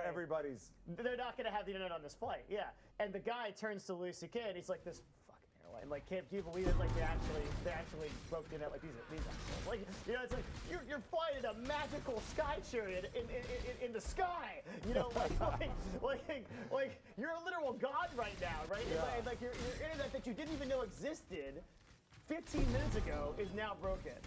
And you're done with it. And you're done. You just can't even. Yeah. Like, you did CBA. Yeah. It's actually insane. Yeah. No. I try to remember how magical flight is when something goes wrong with. It's crazy. Because I mean, flight is actually crazy. Not too much more than 100 years ago, everybody in chat obviously knows Oregon Trail. Like that shit was real. Yeah. To get to where we are, you would have had to go through like Indians and like people that shoot you with arrows and you left like St. Louis or something. And by the way, you left the people you knew for fucking ever. Yeah, absolutely. Like maybe you get one letter a year, maybe not. Yeah. You like said goodbye forever, and if you don't die, it takes all damn year. Yep. And you probably have to like eat someone in your party because the winter came too early, and like you can't like, and we don't have like the weather, like we don't have like Google, like we don't have like phones where we're just like, oh, what's the weather today? Like Google, and like it's like, well, it's gonna be snowing over the Rockies. Like you won't know, like you're just gonna go. Right, you get up there and you're like, oh shit, lots of snow. Yeah, Grandma's looking pretty tasty. And then there's like dysentery and just like all these like, oh my god, yeah, it sucked to be a human. And now 100 years ago. And now you and I, we have no plans to go to St. Louis tonight. No. But we could could. drop what the hell we're doing Yeah. and be there, In like by, 6 hours. by midnight. Yeah, Go for sure. find a flight on some airline Yep. and be there. Yeah. And if only Amazon had an airplane we could use, we could be there in like 90 minutes. Yeah, exactly. Bring it around. Yeah, exactly. Because jets are actually way more efficient than you know that, right? Jets are way more efficient than air travel by like 737s. They have to make like a lot of like Oh, they make a lot of like route adjustments. or yeah, something? there's highways in the air. Yeah. Yeah, Sure. Airplanes. I just know that like a jet will get somewhere. Here's how I know this story. My dad worked in the defense industry, Yeah. and we were at the Miramar Air Show. And after the Blue Angels, there's like this really Yeah. famous group they Yeah, performed. I know. Yep. They just left in the jets, and I said, Learn "Where are they anything going?" new. And my dad goes, "They're going to Idaho." And I'm like, "From California?" And he goes, "Yeah, they'll be there in like 3 hours." So like after their show, that's where they're from. They're just going to Idaho because that's what they do, right? And it's because they have a direct route in a fucking F-18, so like they can just go there, right? And so a Gulfstream, which is the jet you should get if you should get it. Oh, yeah, well, get right on that. It starts at 26 million. The Amazon stock, I'm sure, yeah, is looking no. pretty good. 1,800 was it? You know? But those will get their Remember, one I'm the one who's going to sit in the chair in my house for $100 an hour, okay? Yeah. You go ahead and do the math on how many hours I need to be in the chair. It would be I quite die it first. would be quite a few, yeah. Yeah. The Gulfstream will take you there way faster than a 737 is the idea. Yeah, it's it's like a trip to. But yeah, the fact is we can do that, right? Yeah, and so 100 years ago, I mean, it literally sucked to be a human. right. It actually kind of sucked to be a human 50 years ago. Like half of us couldn't vote, right? Like only we could vote, and then like nobody else could vote. Like then it was really hard. It was like you had to work at a factory where like you got paid like X whatever an hour from like some tycoon like Andrew Carnegie, who's like writes a book about while he simultaneously employs like thousands of people that like right like it was hard. It was hard to be human. Still hard to be Learn human, anything new. but Yeah. it's made easier to be human by proxy. Yeah, life sucked before 5G. Yeah. Yeah. Let so me I don't know tell where we you. were, but that's We yeah. were somewhere in reality Assuming testing positive or something. intent. Yeah. So that one interaction with that one dude actually taught me so much because it was like it was like how often in my life, and this happens in my relationships too, where it's like my girlfriend like almost always is positive. She's just a very positive person. She never intends any kind of harm. And a lot of times, I was in a relationship before where that was not the case. We're gonna go a little bit. We're gonna go a little bit deep here. Pepe hands here, chat. The relationship I was in before, that person was not on my team, and so every time that we would get in a fight, we were fighting, right? Right. But the relationship that I've now come into, she's on my team, and so she genuinely is looking for like the best for me, Right. But I'm still fighting as if she wasn't, because I'm Oh. assuming that negative intent. That's your conditioning. Yeah. Like that's been your environment. Yeah. And we all bring so much preloaded context.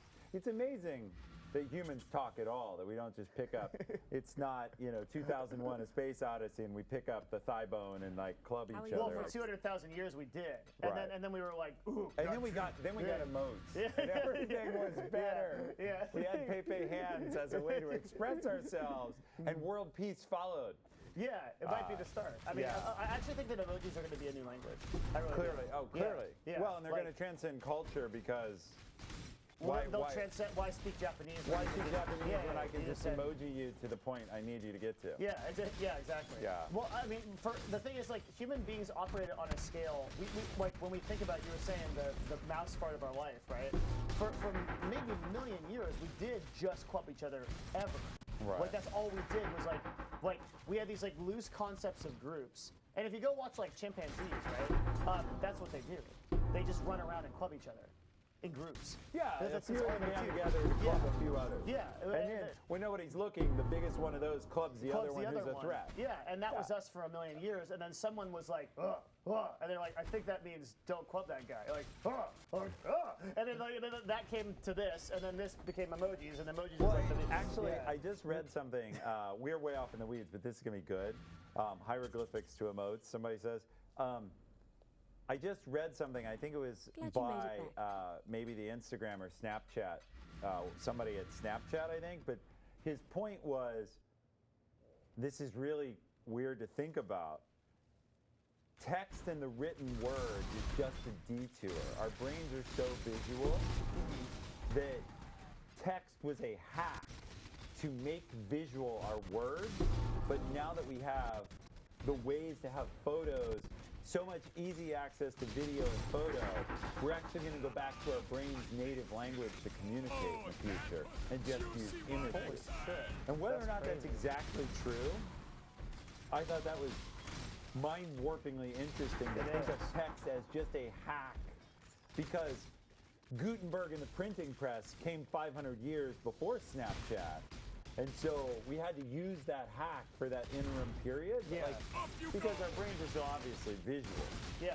So Have you ever heard of the memorization mind palace technique? no. So the idea is, if you want to get better at memory, what you do is you set up a visual palace. So if I want to, like, if I meet you for the first time, And put you in a room. Hi, my name's Ethan, right? Yeah. And then like my first impression of you is like, you kind of look like a really tall, like dude that would like be around the house that's like serving like plates. So maybe I just like put you there with like a plate, and you're like, "Good day, I'm Ethan." And then like I remember that visual, right? Yeah. You're, like you basically, and you build this whole house.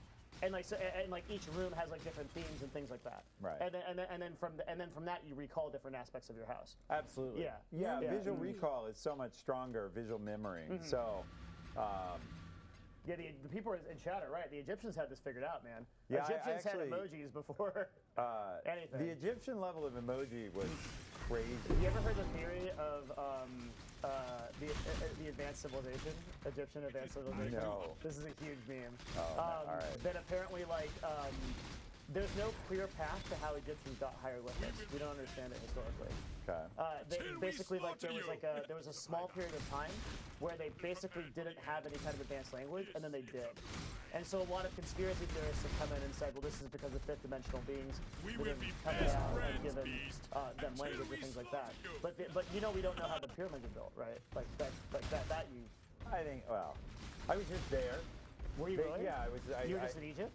February. I went Whoa. to Egypt. Yeah, in fact. That's cool. Are you going to tell me you know how the pyramids are built? The people around the pyramids say they know how they were built with mud ramps and so on, but it'll always be debated. So were you did you go in the pyramids? Yeah, actually. That's so cool. That's so cool. Here, we'll see if there's a way to get this to you. It's. Are they really there's like really smooth blocks and everything, right? Yes, they are. Yeah, it's amazing. Here, we'll see if we need to get this picture to God so that he was can a great share it. I hunt. don't know Next what time. he's doing. Yeah, he might God's around. He might have checked out. Yeah, No, I'm sure God is not. God is hardworking. that's true. Yeah.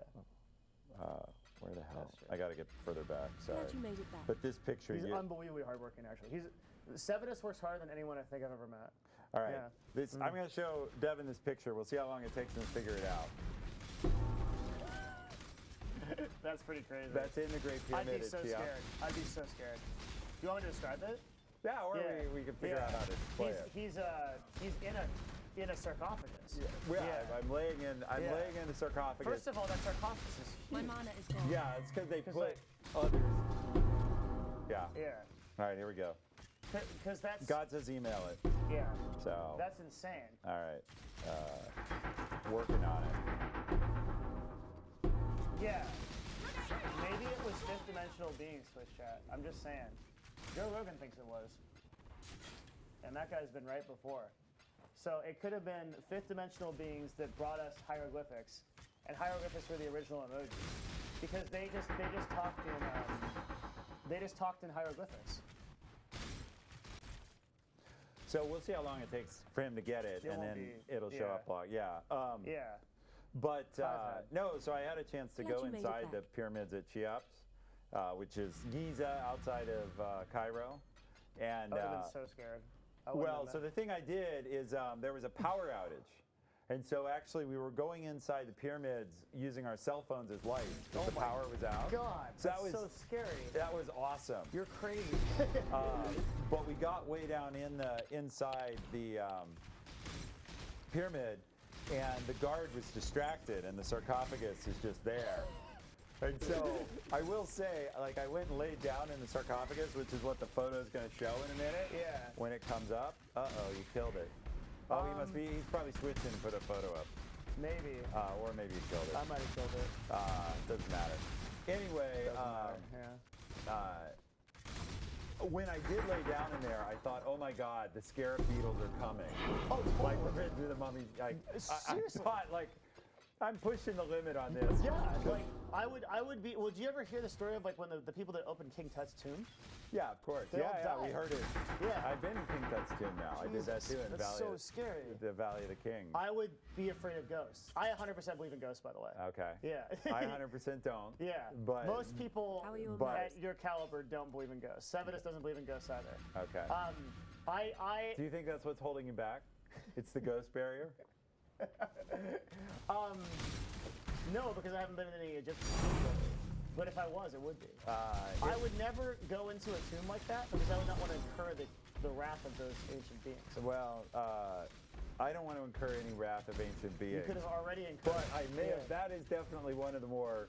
Yeah, if I was things I a ever did. fifth-dimensional ancient being pharaoh that was like And enlightened, someone slept in my bed without asking me, I'd be pretty mad. So someone in. What's that? It was Something in 3 seconds.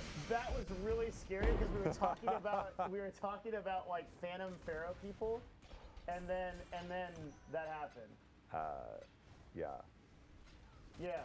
So That's the picture. That's the picture Also, right this there. is so creepy. 'cause Yeah, it's like, so, and you talk about the decisive process. I did not use any of the decisive process there. I saw the empty sarcophagus. I saw the guard was out of the room, and we took the photo. That is so crazy. The next guy who tried to follow me Yeah. got yelled at. Really? Yeah. Awesome. Yeah. That's actually Like so cool. very, so, you know, because I'm a leader, right? So I led, and but the follower got killed. Yeah. No, the Yeah. follower got. But that is a bucket list. Like that's inside one of the 3 pyramids at Giza, and I had to go for it. It was right there. It blows my mind how big it is. Weren't people smaller back then? Yeah, they were, but they nested them. They did the China doll thing. So actually, like King Tut, they have all of his sarcophagi. He was wrapped up, like bandaged as a mummy. Then he was in 3 different gold-plated boxes that are human-shaped with like the feet and the mask and all of that. Yeah. So nested 3 times. And then they put you in a box like this. But for him, they then put him in like 4 bigger and bigger nested wooden houses. That are like one that's inside crazy. another. Yeah. Just like the Russian dolls.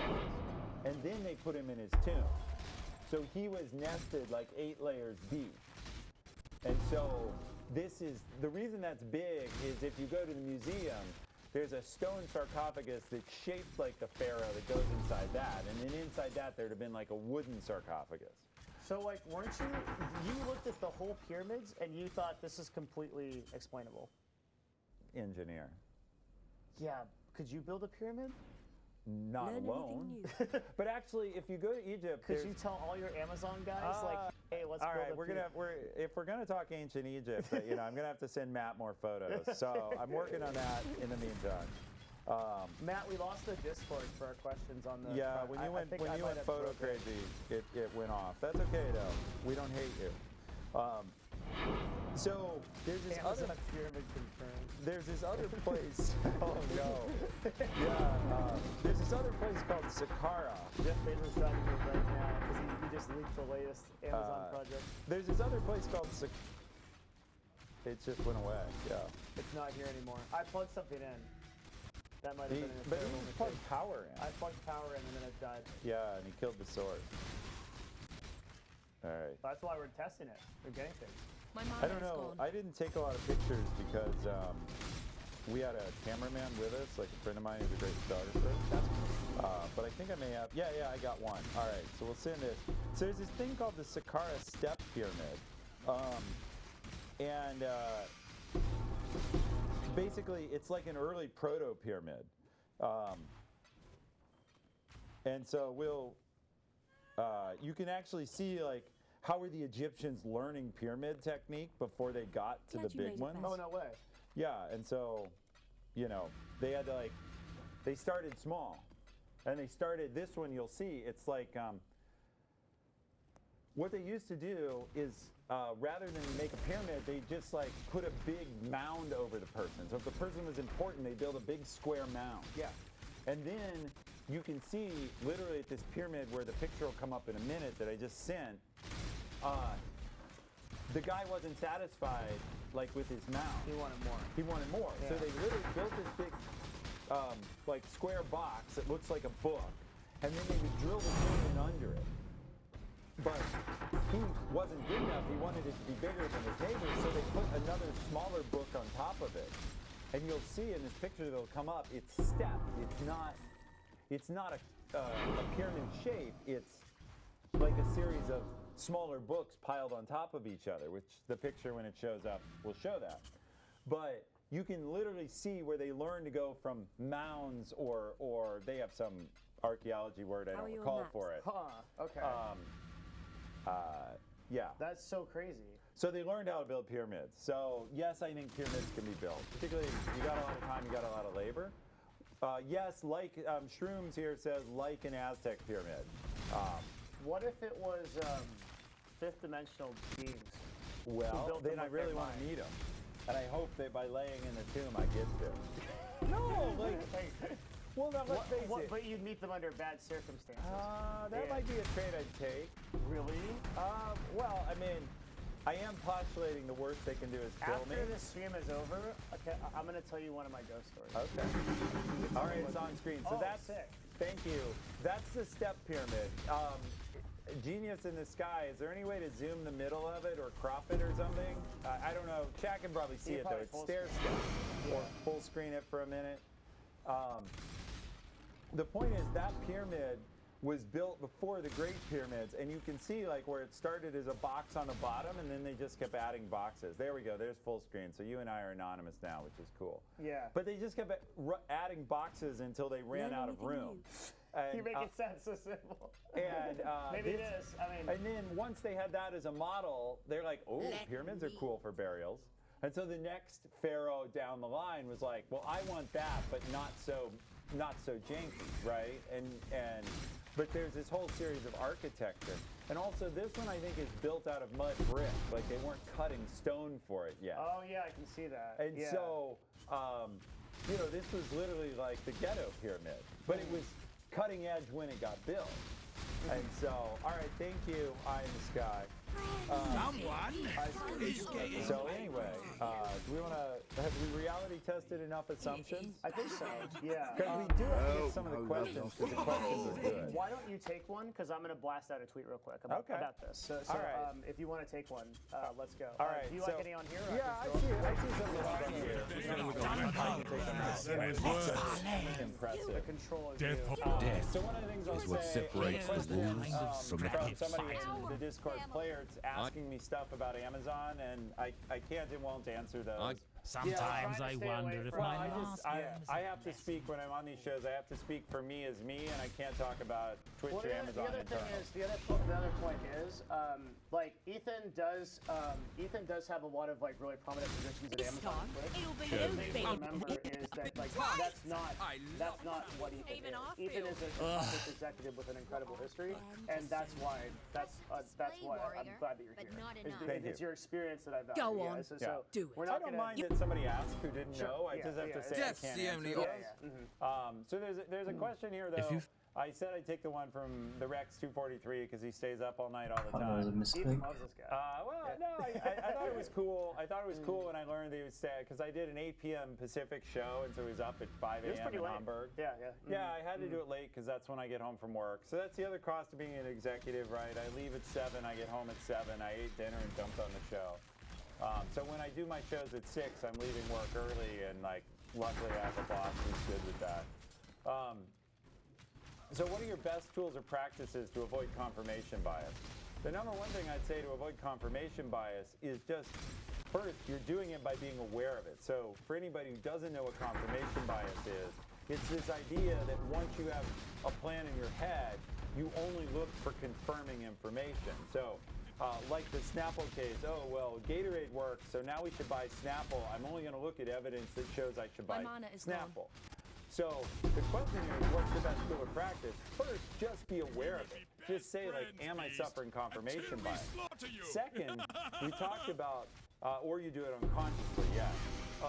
Second, we talked about get someone who doesn't agree with you. The world is full of people who don't agree with you.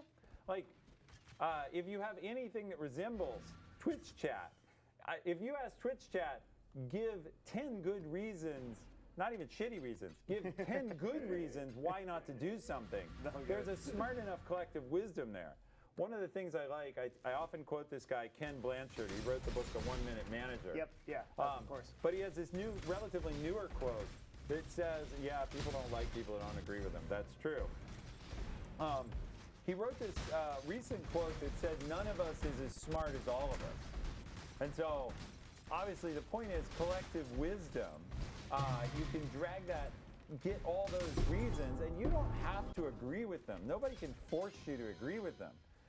But the great thing is maybe they will give you some ideas that you haven't had before that will make you change your mind.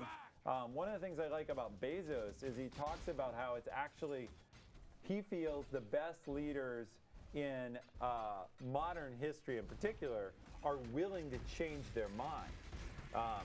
We call it internally, we call it strong convictions weakly held. Like you have beliefs, but you're willing to believe, you're willing to change your mind in the face of new evidence. Yeah. And so, you're not set in one frame of thinking. So I would say the best tools or practices to avoid confirmation bias, I would actually combine some of the things we've said, have a playlist for how to avoid confirmation bias. And it's ask other people, it's be aware of it, it's actively look for disconfirming evidence. There's probably some other techniques.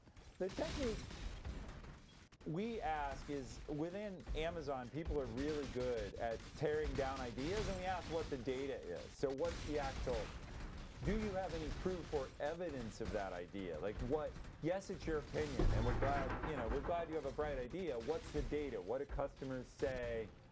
Is there anything else like it that's a trend? So we go look for what is the actual market data. But even then, you can look for market data that either makes your case or unmakes your case. Yeah. Actually, Twitch chat would be awesome at destroying your confirmation bias, because your point is a lot of Twitch chat is memey and can be harsh. Yeah, I give Twitch chat a lot of trouble, but honestly, and this is the only time I'm going to say this, okay? Oh, it's about to say something good. You guys don't get excited, all right? The only time I'm going to say this. Twitch chat is actually incredible at helping frame decisions, because think about having a live group of people, a large percentage of which are not afraid to dissent, right? And even encourage it, and then putting them in front of anything. Right. So one of the things you've seen me do is titles, right, Yeah. on YouTube videos, and titles. YouTube chat always makes my titles better.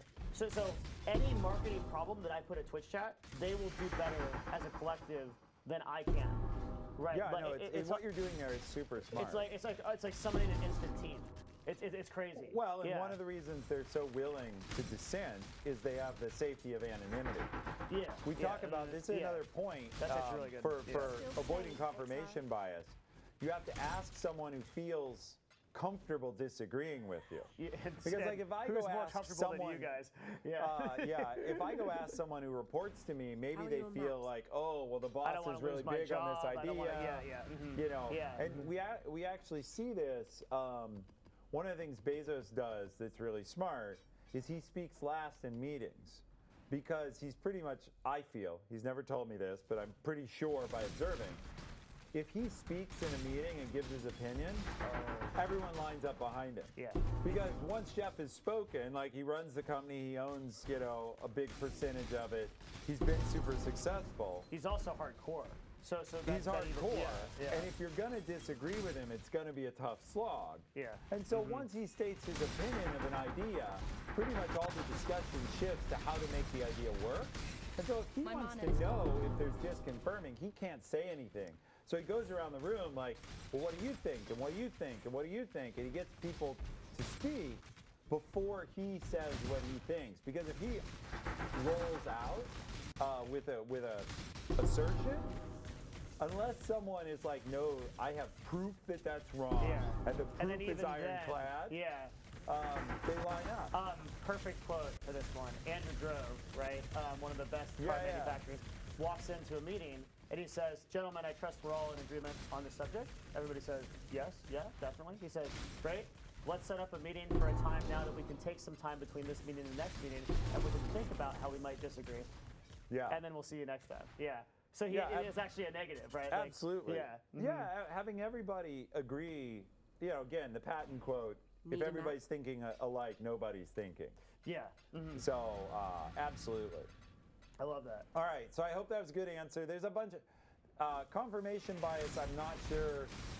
Like, it is a big problem where you just you've already decided what you want to believe, and then you're going to keep seeing it. It's super powerful. Did you want to? Do you have questions, or do you want to do this stuff? What do you want to do? We'll go. Well, I asked you, did you think we've gotten enough of reality? Yeah. So we're at an A and then P, but we can do. So honestly, let me we can do do one or whatever two you of want. these. These are fun. Cool. Because I thought about them. These ones were put in early. So Base Lemur asked, what's the hardest business-related decision you had to make that you're allowed to tell us? I appreciate that, Base Lemur. As a corollary, guys, what we're doing right now, sorry to interrupt, is we are on discord.gg/Devin in the Ask Ethan. Yeah, you just put it up there to show. That's but awesome. yeah, we're in Ask Ethan on Devin's Discord. And if you want to ask us a question and you go onto the Discord, you can post in the Ask Ethan channel and we'll answer it. Probably. Yeah, well, if we get to them all, it'll be a long day. But what's the hardest I really struggled with this one. Like, what is the hardest is a tough qualification. And what was your thought process going through finalizing it? One of the hardest decisions I had to make was when I ran the Amazon App Store, which is the App Store on Kindle devices as well as available on Android phones, blah, blah, blah, now used for Alexa skills. We were trying to figure out how to grow the store, given that we didn't own the big devices. So what I mean by that is Apple comes with a store. Google Android. And Google Android comes with the Play Store. So what were we going to do to make our store interesting? And that's one where the options are super wide. Like, we can do anything we want, a hard problem. except it's got to actually go uphill into the fact that your phone starts with a perfectly good store on it. So what are you going to do? And what I came away with that I'll answer this question with is that the hardest decisions to make are those where you're very uncertain that anything will work and that you're reaching. You're trying for something that's already a stretch, that has tremendous headwinds, but for business reasons or for personal reasons. I've never had to do this, thank God, but like people choosing cancer treatments when they're in late stage of some fatal cancer. Am I going to try this experimental thing? Because there's, we kind of assume in most positive things that the decisions aren't life-threatening or that there's a winning decision. But in fact, often there isn't. Like in many hard decisions. My mana is gone. There's no right way. Yeah. It's not like if you're just a little smarter or you work a little harder, it's probably gonna work out. Yeah. Like obviously, to switch a little bit, I was reading last night about how the Boeing 737 MAX 8 is still grounded. You know anything about this? I know everything about this. Yeah. Great. Yeah. So go ahead. Well, so the point is though, the pilots who were in those doomed planes that were having problems, they were doing everything they could, obviously not to crash into the ground. Yeah, well, the funny thing is that the first time it happened, the only reason it prevented an initial crash was because the pilot. So I don't know if you knew this part of it. I know something about it. Yeah. So the problem. So to explain this real quick, what we're talking about is the planes that went down as a result of the software update, right? Right. What happened was, I'll just explain it real quick. You have an airplane. You have two sensors on each of the wings. The sensors. You have a check system where the sensor checks the other one to make sure it's correct. And what they're doing is they're balancing the plane. And one of the sensors told the other sensor that it was broken. And what had to happen was, because there was only two sensors, the machine has to flip a coin. Well, 50% says that it is balanced and it's working okay. 50% says it's out of balance and the plane has to correct its altitude. The coin flipped wrong. The plane goes into a full tilt, goes down. The solution to stopping that would have been to disable the autopilot, and you would have been done. If you disabled the autopilot in those planes that went down, you would have actually been done. But the pilot didn't know that. Right. So on the first time it happened was on a plane where one of the pilots who was, I think they call it deadheading, which is like he's going somewhere. He's riding somewhere, but he's not in flying charge. the plane. He knew what happened. So he actually went to the cockpit and said, disable the autopilot, and they stopped it, but they didn't report it. Right. So the next two that went up in those same planes, the problem happened, the pilots didn't know. Boom. Everyone's dead. So there was a right decision there. There was a way out in that circumstance. But there was no way for the pilots to make it. Right. Yeah. Well, unless they got lucky, or just try something at random. There's no reason. There's no way to reason into it. Correct. I think. Yeah. And they obviously, in their case, there was limited time. So the point is, the hardest decisions I've had to make, thank God I've never had to make decisions like those, but where you're not sure what is the right, like, you're not even sure there is a winning decision. Yeah. And so you're reaching really hard because obviously you're super motivated. Yeah. Like, I don't know what the hell's going wrong, but the plane is going down. Yeah. So your motivation is completely maxed out. But you only have a limited amount of time because in business you're always limited by time and money. Yeah. And then you have to make choices. So I think in answering them, what did we do? You're obviously, now you're not searching for what is certainly the right answer. You're searching for what is our best shot. What do we believe in? And how are we going to try that? And how do we get behind it? And how do we optimize it? But in fact, we don't know if what we're going to do is going to work. And those are gut-wrenching. Because if you wrestle through a hard decision, but you come to something, you're like, we got this, it's going to work, that's a lot easier than, oh, well, we got to move. Because see, those pilots had to try something. Yeah, it's not like they could be like, well, I think what we'll do is we're going to research this. Yeah. And, we're going to take a 2-week process, and we're going to call up Boeing, and we're going to be like, hey, Boeing, we're in a power dive. You can't do any of that. You've got to make a call.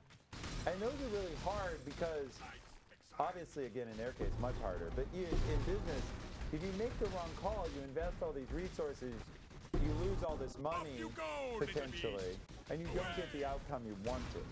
And so, so what was the thought process to actually solve that App Store problem? It's such an interesting problem. The question was, what he's asking again was, what was the hardest business-related decision you had to make that you're allowed to tell us?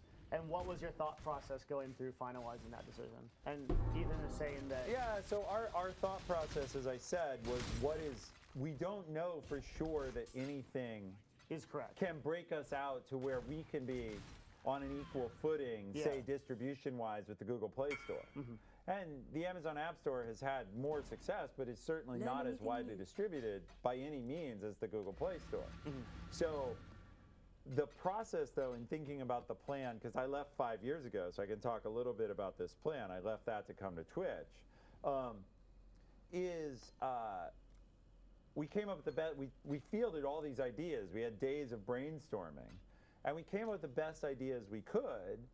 And then we went through this process where we took those ideas to Bezos, and we said, we looked at all these ideas. One of the processes he has is when you present an idea, you may also have a list of ideas you also thought of, and occasionally he'll pick one of the ideas you also thought of and be like, I think this one's better. Yeah. But at least you show them all. And then you pick the best one you can, and then you try it. So the decision process we went through was a lot of brainstorming, evaluation, and getting what market data we could. In that case, we talked to a number of app developers, and we talked to some customers.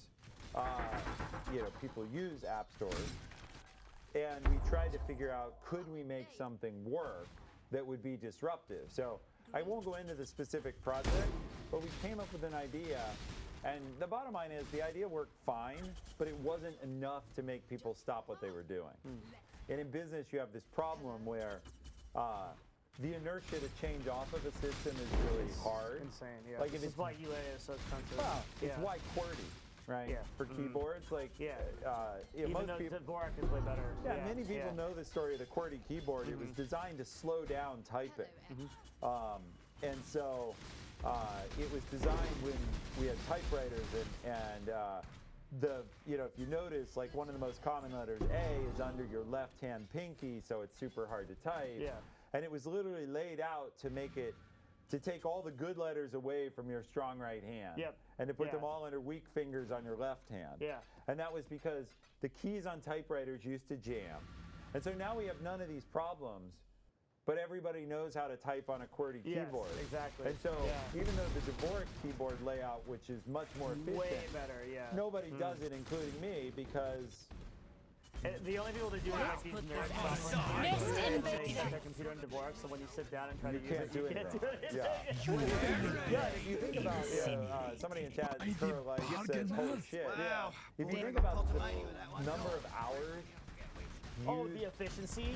that's lost. Oh, dude, Yeah, yeah. there's like a billion It's people. billions of dollars. Yeah, even yeah. if you just look at English speakers, there's probably Easy. 250 million people using keyboards It's on the probably QWERTY. trillions of dollars, honestly. Oh, yeah, for yeah, sure. Yeah. It's 'Cause- probably trillions, yeah. Yeah. Well, 250 million people losing, say, 10 hours of productivity a year. You It's just do the insane. math. Yeah, It's and crazy. this is why it's so important.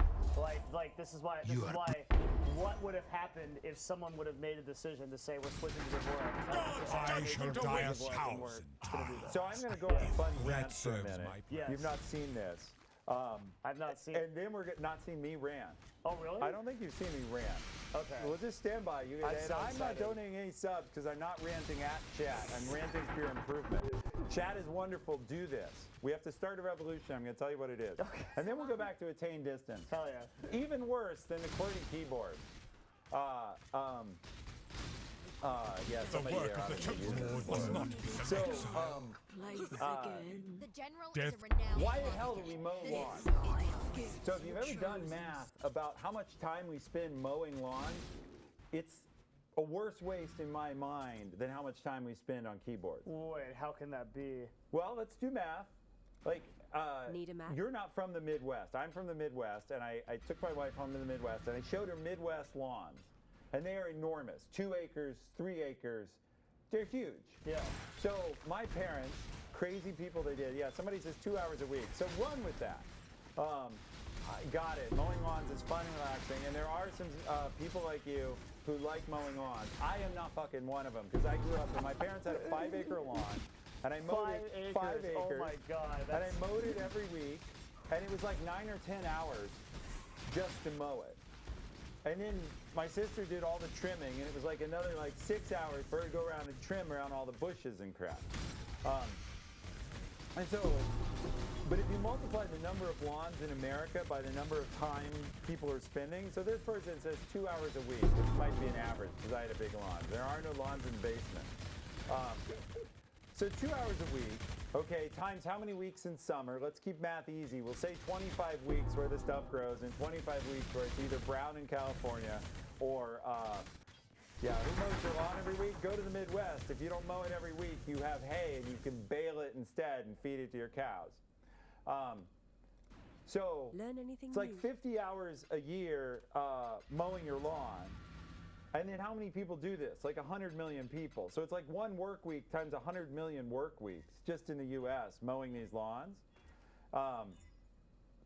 And so, I don't know, what's 100 million work weeks worth? Well, wait though. Isn't it different because when using a keyboard, that is just an objective loss of time productivity. Nobody is gaining anything from that. But when I hire someone I just hate lawns. I said I was going to rant. He wants to make it all rational. What? Like, you can't present it rationally. You're presenting it like this incredibly rational way. No, I hate lawns and I hate mowing them, and I make campaigns to get rid of them. Oh, man. But on your keyboard, it's an objective loss of productivity. What? People on Twitch chat are so productive? Most of the stuff we're typing. I watch. You literally are me 20 years later, dude. It's like this is Back to the Future right now. Let it out. Well, this is my way of building relationships. All right, Quit lawns, damn it.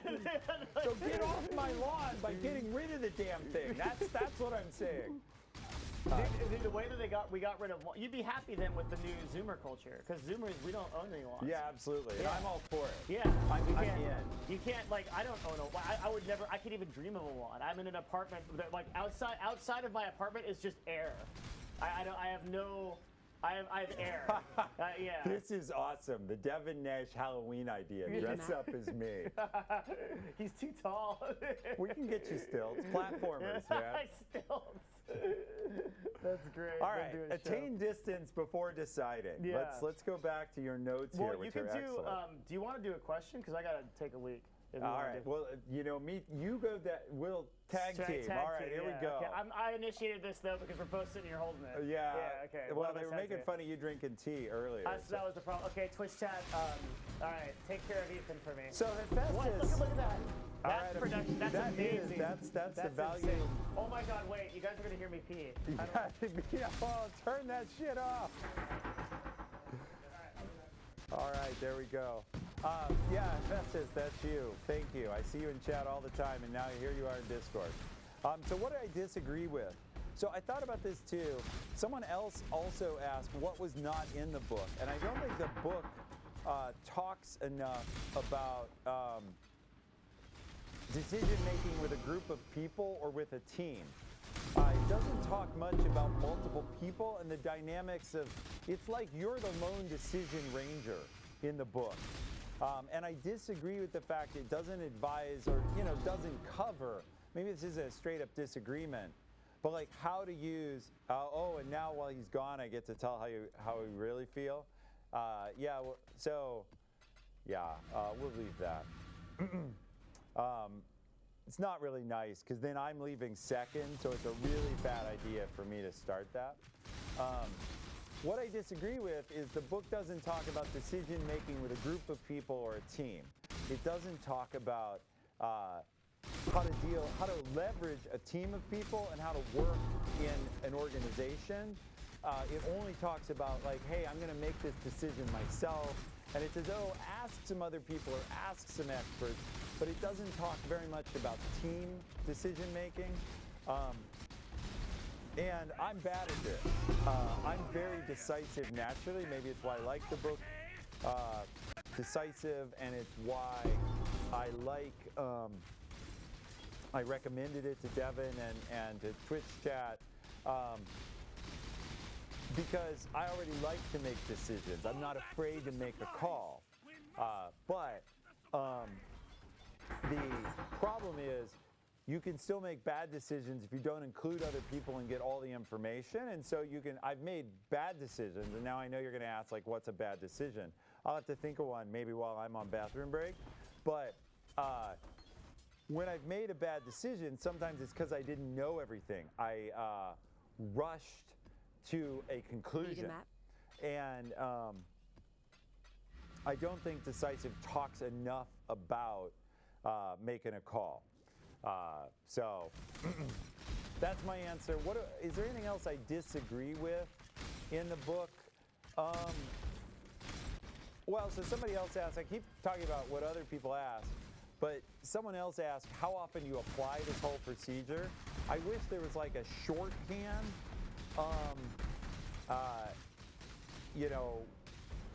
versus a longhand. Like this process is very heavyweight. If you're going to do all this stuff, what's the shorthand? Yeah, the McKinsey way. That's the really heavyweight, way to do things. So anyway, I wish that they had like a way to say, what do you need to apply this to? Or if you only have a few minutes to go through things and it's a quick decision, what are you thinking of? Because I usually only apply 1 or 2 of these. And they don't always apply. Like if you're trying to decide where to go to dinner, widen your options and consider more than Taco Bell, excellent choice. Do you really need to reality test your assumptions? Like, can I go somewhere else than Taco Bell I don't know about? But we're going to talk about the rest of the process.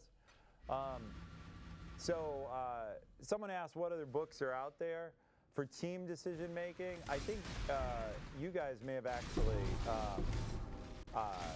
brought this up. There's this book I've read recently, I'm just finishing it, called Rejection Proof, and it talks about being able to ask other people's opinion and be okay if they don't agree with you.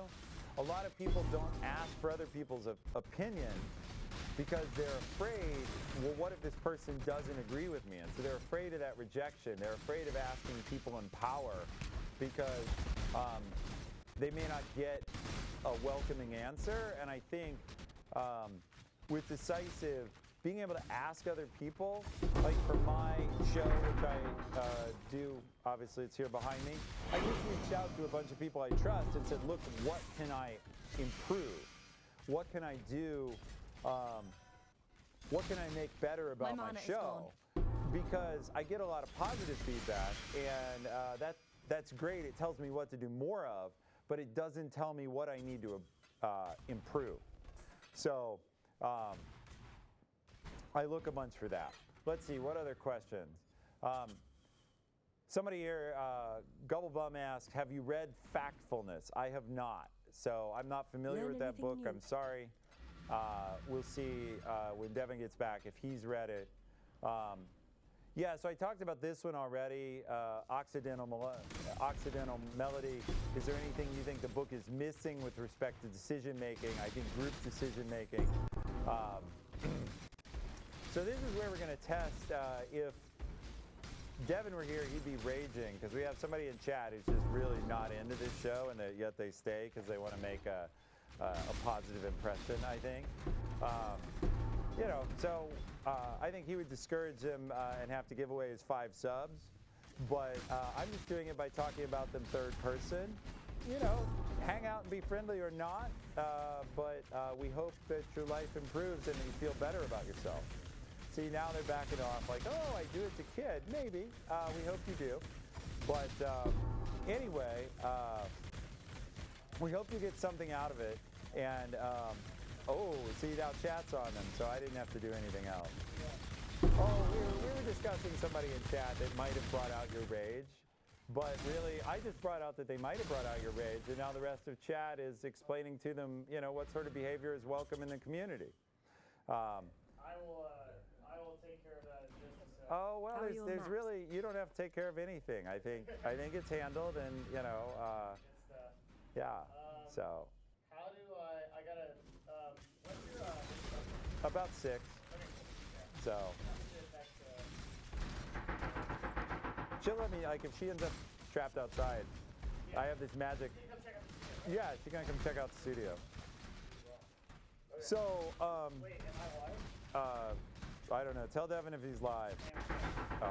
Wait, yeah, wait. Mic line, mic mute. We can hear him. Hey. No. Yeah. Hey, oh. Yeah, okay, there you go. God says you're live. Hey. All right, so now it's my turn. Do you want to jump on attain distance before deciding? Because I've answered several questions. We'll go back to them, but I'll let you attain distance before deciding. And I will remember the lesson, mute the mic before peeing.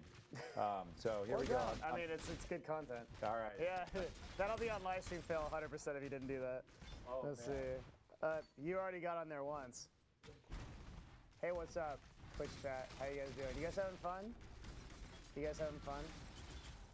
What's up? Hi. I gotta text my girlfriend because I don't know where she is. Hi.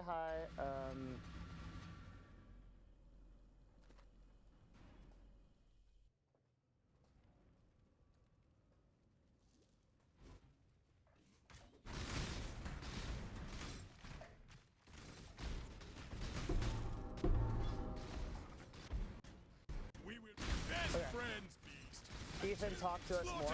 Yeah. How you guys doing? Yeah, I love technology, man. Alright, so what's my homework? Okay, so for decision making, we're gonna go through this needs to be a weekly thing. It practically is. Ethan and I have at least like 2 or 3 more shows set up. I'm glad you guys like it. Oh, I'm the only one now. I'm like, it's me, Devin Nash. Devin. It's inversed on my Devin Nash. I did it, chat. I made this. Super good that you guys came out for this. By the way, thank you for like all the. It's really encouraging to have all this chat interaction with Ethan here, because like the more that you guys like talk and engage and stuff like that, it means a lot to me because then he'll want to come back and we'll be able to do more good shows like this, on and on. So thank you guys very much for being here. That is super good. I hope you guys are getting a lot out of the show. I'm having a lot of fun doing it. Definitely. And it's great. Yeah, I mean, it's just super awesome to have someone like him here and just the amount of value that he can provide in like an absolutely insane way. Also, special shout out to Sevidus, our wizard at Nerd Fusion, who is making this actual show possible, because we're not only testing something, we're also just doing like a cool show. Sevidus is amazing, and Nerd Fusion Studios is a fully equipped studio where we can do productions like this. So if you know someone that might know someone that might know someone that needs production level quality stuff done in Seattle or wants to fly people in, you might need influencers to do it. Nerd Fusion is your place to do that. So that is Sevidus' brainchild is this studio here. He has literally done all of this and made it possible. Absolutely amazing dude. It is a constant honor to work with him. As an understatement of the year. Super awesome. It's a great show and you offer great content and I hope it continues. I'll try, man. Yeah, it's great. We use the studio all the time for, I thought you made this? Oh no, hell no, dude. I inherited the responsibility of some of this, but this is absolutely 100% Sevidus' brainchild. He built all this from scratch and built this up. And it's super awesome. Nerd Fusion is his. He's run this company for 5 years, and then I came in pretty recently, and I haven't like done much. not compared to Sev. I didn't do any of the homework I was supposed to do. No, that's all right. You knew I wasn't great. You know, you didn't the whole time I was gone. You didn't go to that bathroom thinking, Devin has got this. Devin is on this. No, I did not. The worst part was, all I could think is like, we know in California it's illegal to take a camera into a bathroom. And so all I could wonder is like, if I leave the mic on, am I breaking the law? Like, well, breaking the physical law? No. Like, because you'd have to be breaking Twitch law. I don't know if it's breaking Twitch law. Technically, it might be. No.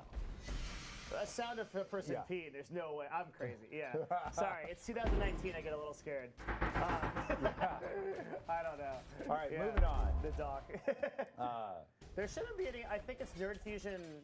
If you Google Nerd Fusion, where does it take you? Explosive. Hell of a name. I think Jacob Big is in it. Yeah, it's not the first time someone's been filmed in the bathroom. Just the worst time. Anyway, we could go to attaining this. Did you get the answers to questions? I did. I did several of them while you were gone. Okay. Yeah, that was great. Yeah. You guys can still ask questions in the Ask Ethan channel. And Ethan controls Discord now. He's taken it over. I have. So we'll go back to this. So let's go through attain distance and prepare to be wrong. Yeah. So there's. And then we'll do as many questions as we have time for. So we're gonna move it here on attain distance. Okay. So we'll rapid fire there. But attain distance before deciding. I think we still have some time. Yeah. Totally. Yeah. So like attain distance before deciding. That's the the RW, right? Or R. I can't like spell. It's just not a thing I can do anymore. So we have WRAP, rap. Okay, like it's a rap. I like raps. I rap to rap. Bibbity bap. Okay. Death is in clap in chat for subs in Twitch chat. Yeah. Twitch Prime. Surprise tussle. All 9 of you subscribe. What runs to subscribe? Really enjoy your bloody good tussle. Damaged reputation here. Yeah, imbibe. If you hadn't Should done have it, given them you're a Drink smart that one. makes you think. I should subscribe with Twitch Prime. all the time on this show where we rhyme For a dime. for a dime. Thanks, Ethan. You're sublime. This guy's so good. Let's go. Okay. And now it's time. Now it's time to attain distance before deciding. And this is probably, with binary options, this is probably, this is like some of the best advice in the book, I think. Yeah. And I saw you had notes on this method 10-10-10. So the point of attain It's distance, such a good idea. the point of attain distance is you get so wrapped up and emotional with a decision you're making, and it clouds your mind. Just keeps trying to leave me It clouds your shoulders. mind, and any way you can get away from that. That's why the old advice is sleep on it. Let me sleep on this decision. You got to do something to get away from making a decision when you haven't had time to digest it and think about it. And the best decisions Glad you made it back. are Stay safe. hold up over time. If it's not important, sure, do whatever. Or if you're in a crashing plane, you've got to make a call. But if you're not, take some time, because mistakes, there's so many old sort of folk wisdom about this, about taking time to make the right decision, that said there's always time to do it over, but never time to do it right. There's never time to do it right, but always time to do it over, is often said. Because people rush to do something crappy, and then they're like, oh, that was crappy. Now I have to tear it all down and restart. Yeah. And some of chat's getting lost because new people have joined us and have no idea what we're talking about. Yeah. So we're talking Yeah. about the book Decisive and how to make better decisions. Yeah. It's from the book club from June, which a bunch of people read. And Devin really liked the book. I recommended it to him. Yeah. And look, if you can make better decisions, your life will probably get better. So Yes. attain distance for deciding. Find a way to get away from the immediacy and give yourself some time. There's this technique called 10-10-10, I love this. It's so good. Yeah. which is based on the 10s are 10 minutes, 10 months, and 10 years. And the idea is, if you're going to make a major decision, like what kind of job to take or what school to go to, you think about it.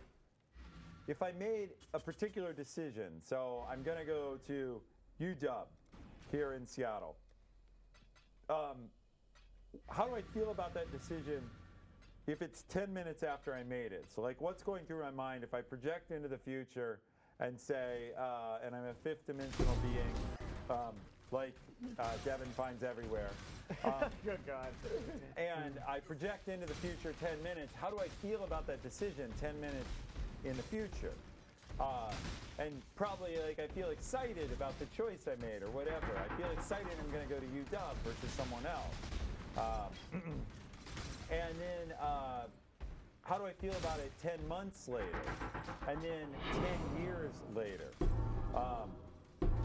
And you look back on it, because like 10 months later, maybe you're going to UW and you're starting to go there. What do you feel about you're living in that city versus somewhere else? If you went to Ohio State, you'd be in the Midwest. Or if you went to, whatever, Alabama, you'd be in the South.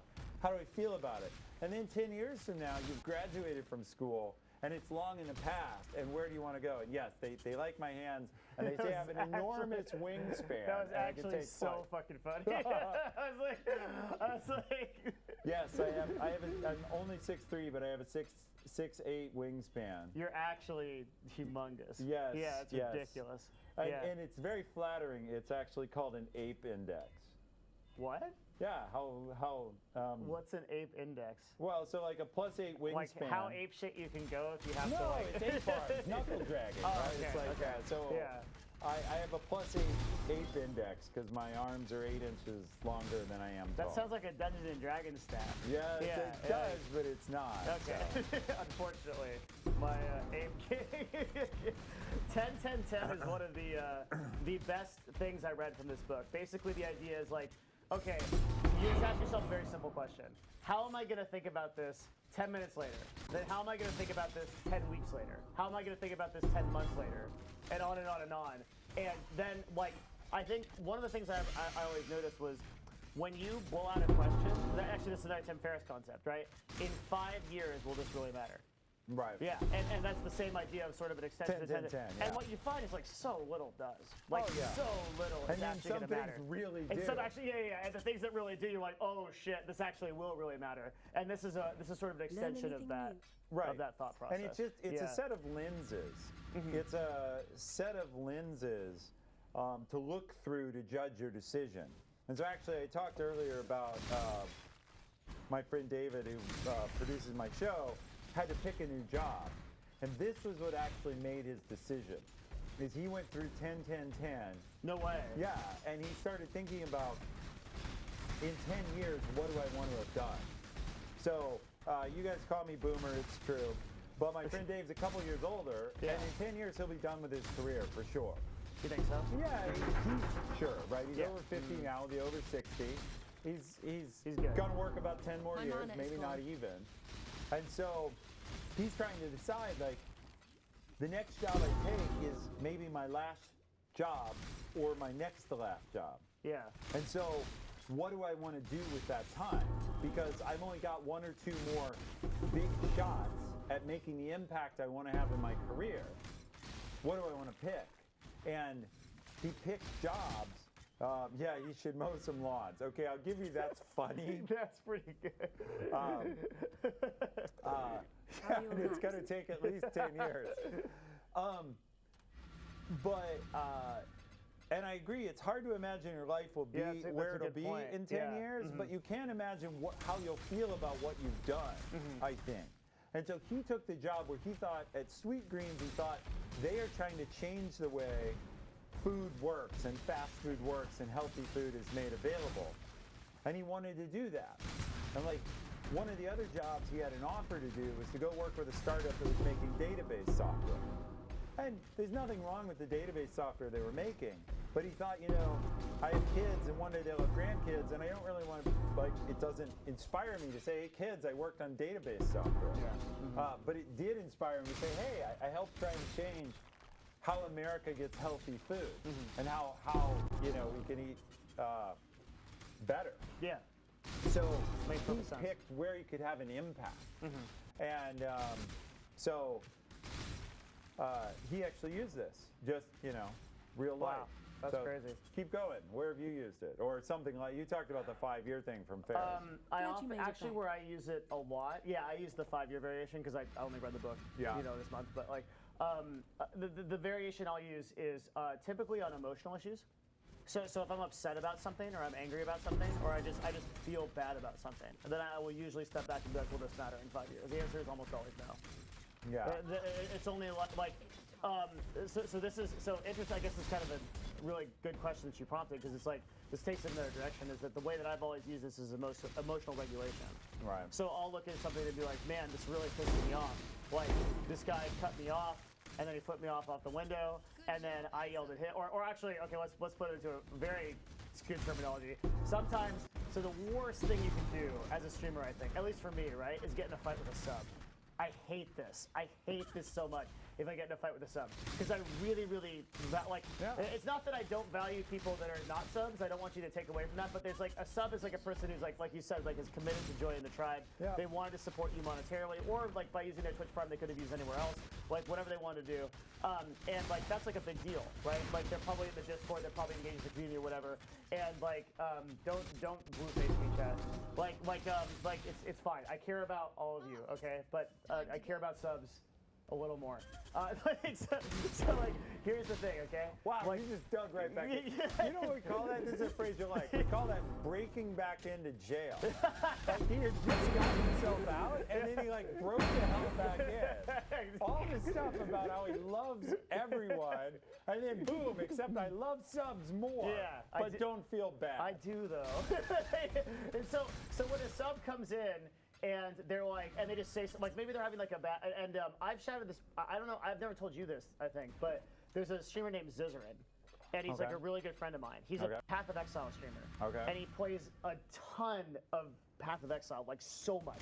He plays like 15 We hours have a day. goodies in Twitch Prime for that right now, Really? Yeah. But that's actually excellent because Path of Exile is such a great game. It's like such a good game. Yeah, but we were talking about the last time how Twitch Prime always does the smaller games, and they Yeah. always, and that's such a good move. Yeah. Yeah. Go like Warframe and all those, like they always do the good games. So Zizarin actually held the record. I think he still holds the record on Twitch for longest amount of time streamed in 1 month, which is something over 500 hours. Oh. He's a crazy person. That's insane, but okay. But he has a technique where when a person comes into chat that is mad, right? He'll do this. He'll go, "Hey man, like I'm really sorry you're having a bad day, and like I just hope you feel better." And then like the amount of like conversions of people that come back and like sub or donate to him afterwards is really amazing. So when I rage at Twitch chat, I like when I rage the sub, that's the worst. It's like somebody comes in and they maybe they're just having a bad day or they say something like really offensive and they're a sub. God, and then I freak out. It feels so bad. I'll go home and I'll be like, this is terrible, right? But then I'll do that, like, does this really matter in 5 years? Well, no. But it's important I learn from it in the moment. Right? Yeah. Yeah, the lucky thing is, though, with big decisions, and I mean, if you're applying this framework to a decision, you're probably not bothering for where to go to dinner, so Yeah. it's probably a pretty important decision. And this 10-10-10 is a pretty good idea of how to get forward in time and think backwards. Now, somebody in chat, maybe they were joking, they said, I'm only 12, how do I think forward 10 years? Fine, think forward 3 years. Well, but I do think that if you're 18, it's tough to see yourself at 30. Sure. That's like crazy hard. There's no way I can see myself at 30 or 18. There's just no way. Fine, but Yeah. you can see yourself at 25 or 22 or something. Yeah. Try and get some more distance, Yeah. and how do I feel right now this The minute? entire purpose of this segment is how much distance can you gain? Maybe not 10 years, but can you gain 10 weeks? And Yeah. even that is going to put you in a different frame of mind. Because, like, think about all the things that are important to you, like, today. It's stuff like, where are we going to eat for dinner? What time is our show? Right. What is our show about? Right. What is this show, right? In 10 months, this show won't even matter. Right. We'll be doing Something else. We'll be improv doing comedy improv with comedy. Yeah, there you go. Yeah, dressing up as each other with stilts on, like Yeah. doing improv comedy. Yeah, like it'll be something completely fucking different, right? Like, and that's the thing is like you can step yourself out. Even 10 months, Glad you made it back. and your situation is going to be completely different. Your perspective is going to be completely different. Yeah. Yeah. So, it's just attain some distance. What else do you have on attain distance? So one of the ones that I pulled out was I really like not to-do lists. Okay. This is a very cool concept. So there's a Yeah. idea of a to-do list, but there's also an idea of a not to-do list, right? Which is like, what should I not do? Circle the things that are force multipliers in that, and then go forward with that. You had to say force multiplier was Yeah. the word I like. I did. Because I did. my answer Yeah. immediately was obviously my not to do list is mow a lawn. That's number 1, 2, and 3. Then 4 is like run Amazon, I guess. As long as like the Well, other. when my wife as gets long as here, the you first can ask two- her how I've worked with her on not mowing lawns. Do you own a lawn? We have a little lawn that the dog can poop in. Oh, this is a huge problem. I don't mow it. You can't. If you do, it's over. But Have you ever mowed? You must have mowed a lot of lawns to to garner generate this level your of hatred? Yes. Yeah. Yes. Well, that's a 5-acre lawn in my parents' And you had house. to mow all of it? Yeah. Shit, that's a lot of time. Anyway, that's insane. but no, this idea of yeah. The chia pet or bonsai tree. I don't want anything to maintain. Yeah. That's the That whole. sucks, I yeah. don't like putting my time there. But this not to do list, and I see in your notes, it's a crossover with Tim Ferriss and the 80-20 rule. Yeah. Mhm. Look, our lives are so full of stuff, To do. time, Yeah. like, and particularly once you get in the work world, people will put shit on your plate Without constantly. asking. Yeah. And all the time. Like, Without asking. and Yeah. if they can imagine something for you to do, like there are people who seem to be in the business of imagining that you have nothing to do and helping you with it. Yep. That's like, and it's amazing. They, and I'm sure they're well-intentioned or innocent that they feel like well, maybe you're better My mana equipped, is or gone. I just need this help. But like people will push stuff on you, and you've got to have walls on not to do. And it's so easy to get sucked in. And I'm honestly, this is my weakness. I'm terrible at this because I like to be helpful, and I like to do a lot of things, and I'm very efficient. And that can, I've often joked, and it's bad, that I'm a human doing, not a human being. That's a really big meme in like meditation culture. You know Yeah. that? They always say that, like in Vipassana classes and things like that, like Buddhist classes. They're always like, Need a map? you are too much a human doing and not a human being. Well, so I didn't get it That's from like a bad. big I didn't meme, get it yeah. from bad. I didn't get it from like bad reruns of Grasshopper. Eckhart Or whatever. Tolle, Yeah, that's not where. I didn't Bob get Ross. it from Kung Fu or Bob Ross, but I do have that problem, and I just realized like that's so. Anything that fights that is valuable. Now, when it comes to decision making, that's just a way of crossing things off your list completely. Sure. Like Yeah. just, I need to do less. How do you think stop doing less ties into decision making now? Well, because attaining distance. because it builds a framework. So Okay. I have it's funny that I have Evernote here, right? Because you'll see like all these sections. This is how like detailed I am in my, if you guys Oh can my see God. this, right? Yeah, it's insane, right? Like I keep literal daily notes. So one of the things I do is I do weekly life lessons with like bullet points to Okay. sort of like structure like, okay, what did I get out of this week? And to remember it, and then I review those. But I have monthly, daily goals. I mean, I have just dozens and hundreds of notes on things. And one of the things I have is 80/20 Friday analysis reports, right? So I have a template where I keep, I basically ask myself a couple of like really critical questions. And I think I told you a little bit about this before. Hello. But I ask myself stuff like, so these are like decision framing questions, which is kind of what we're talking about in Decisive. It's all ways to frame your mind Yep. that allow you to make better decisions. So the questions like, what has had the greatest positive and negative impact on my life in the last month, right? What do I need to do to increase the value of what I'm doing by 10x, right? So like, let's take a framework like the broadcast. Okay, right now I have, let's say, 300 viewers on average. Right. How do I get 3,000? What would I have to do, right? And running that thought exercise. So I agree with Chad here. This is amazingly powerful, Oh, you what you're think so? doing here. Yes. Yeah, sure. And the reason it's powerful, there's two things that make it powerful. It's that they're good questions, and the fact that you do it once a week as a ritual or as a mechanism. Yeah, every Friday. Every 2 weeks, every other Friday. Okay. Because every week is just like you're gonna come across the same stuff. Yeah. But the cadence that I found was 2 weeks. Yeah, so we would call this at Amazon, we call it your operating rhythm. Okay. So it's the rhythm, in your case, that you're operating your life, but that you operate a business.